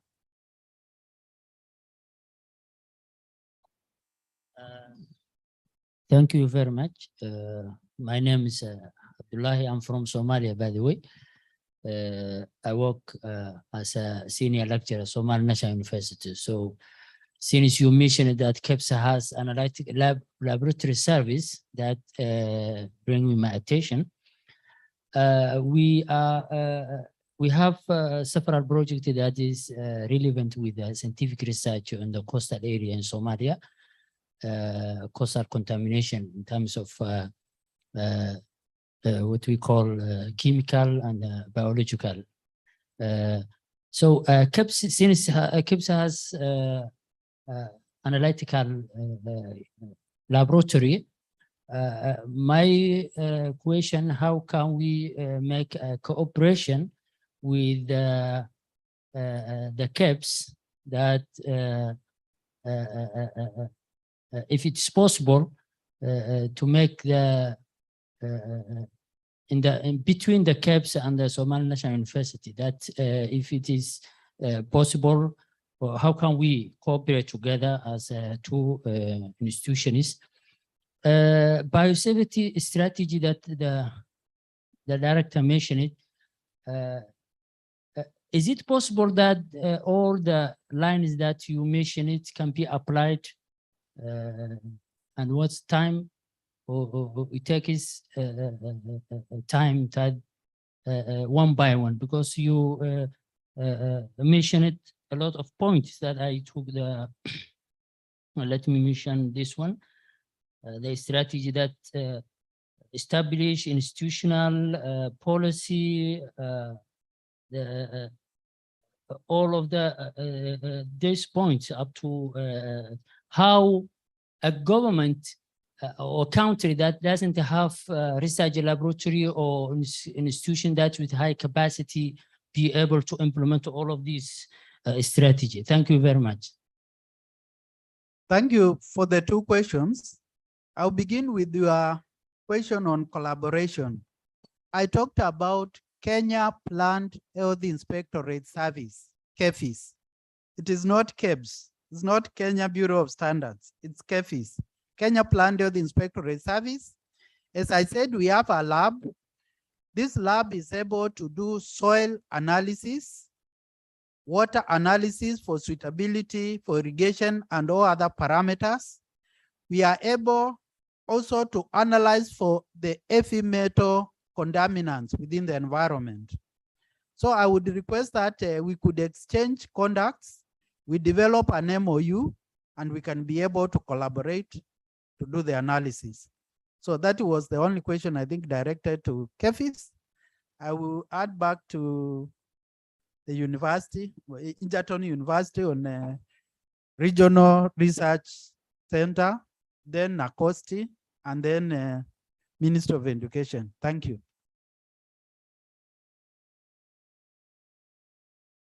Thank you. I think I will address the KEFRI question. KEFRI, yes. On the issue of products that are ready for commercialization, you know, for us, we are just still in the pipeline until we set everything, unless you wait for us. But immediately to address that issue, if it would benefit our people, I think Kenya, the Innovations Agency, is up and running that can advise on that. But still, there's no harm. We can still collaborate and pursue that with Kenya. I think basically that's what I can mention based on that. The center that we have, let me emphasize again, is a regional research center. It is a center that Kenya government won to host it within its territory. And it so happens that it will be at Egerton University. It is for all of us within the region. Thank you.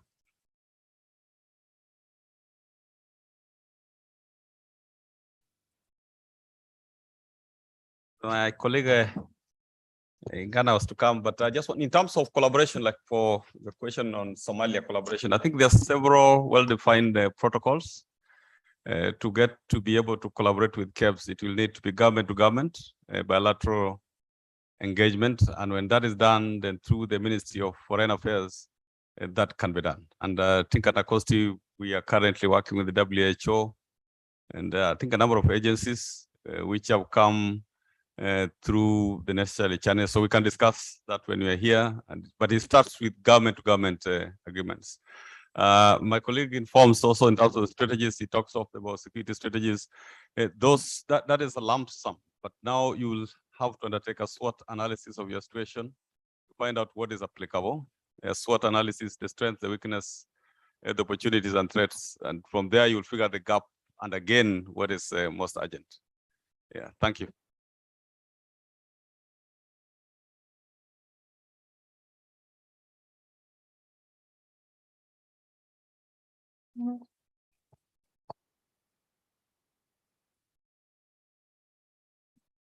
Yeah, maybe we could take only one more burning questions before we close, because I saw that gentleman there burning.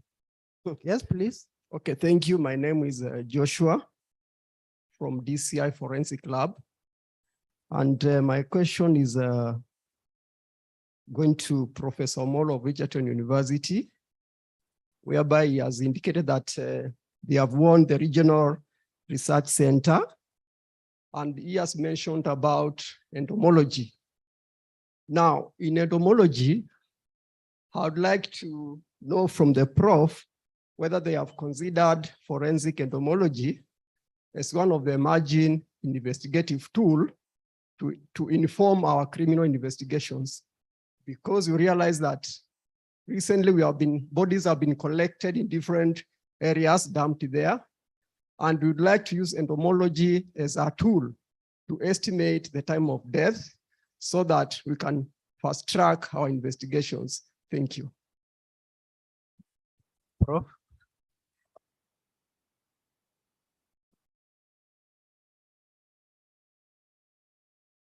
Thank you. If you got ours is plant pathology and entomology. But very interesting. Some of these tools could be cross-cutting in the sense that in as much as it's certain markers within the insect, so to say, that is responsible for whatever the tools can do them tracing the same way. So under diagnostics, that is still a possibility that can be done. For us, we are yet to actualize, but it's a technology which is in place because one, the markers I've talked about, again, the mobility of insects or any, I think, yes, the insect will help do those kind of estimations. So that technology is there, I agree, but ours for the time being is confined within the plant because we are targeting the crop and forest systems as a way of establishing the center. There is room for growth into the future, which we were envisioning maybe going into animal production or animal sciences aspect of agriculture. So that's the thing. Otherwise, that's true. That's a collaboration can be established with your center. I believe you have established for yourself. That one is going on. You can hold our hands as we move along. Thank you. Yeah, just to add on that, there's a lot of interest on the upcoming regional research center. It's still at very formative stages, and this is a time when the stakeholders can redefine it both in Kenya and regionally. In Takostri, additionally, we are trying to map out the research infrastructure, like now the forensic lab, which I know is a secured area, but you would want to know what you think is not secured so that the public can know that it's possible to do certain tests there. The other one, also the experiences, I think, in other countries is where the DCI and the police use some of the laboratories in the universities actually for their investigative purposes. It's not yet happening, but I think the DCI might consider, there are some very advanced labs I know at Cambridge, at Calro, which you could engage with and just get some of the, rather than each institution duplicating their infrastructure. So collaboration in these times is really quite essential. Yeah, thank you. Back to you, Chair.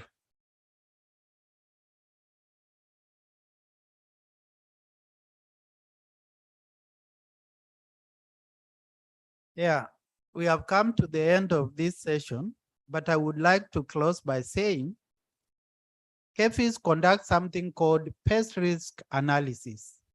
A pest could be an insect, it could be a disease.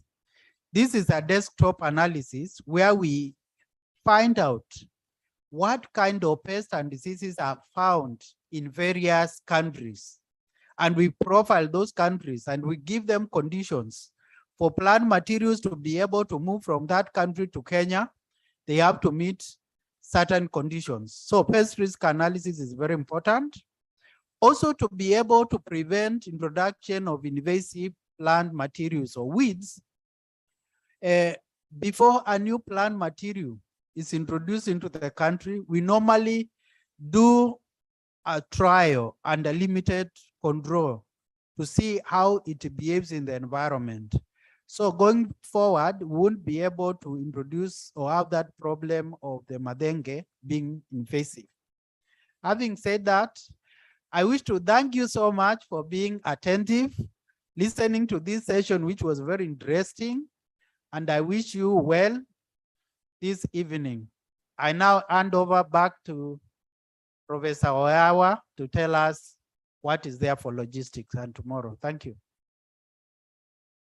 Yes, it's been a long day, I think, and we deserve to relax. So at 7:30, you are invited to reception, supported by the BWC and of course, Anacosti.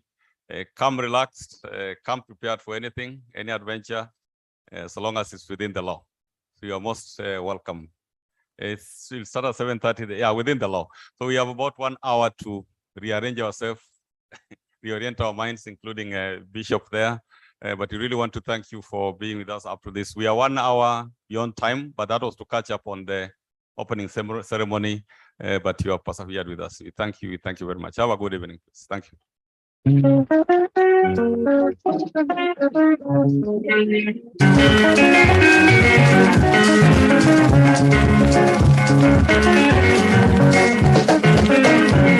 Matamshi yako rafiki hayakunipendeza, matamshi yako rafiki hayakunipendeza.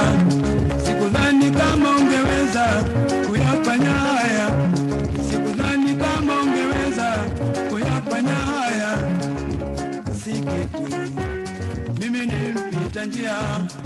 nitakwenda utabaki na wako, yezoeane si kitu. Mimi ni mpita njia, nitakwenda utabaki na wako, yezoeane.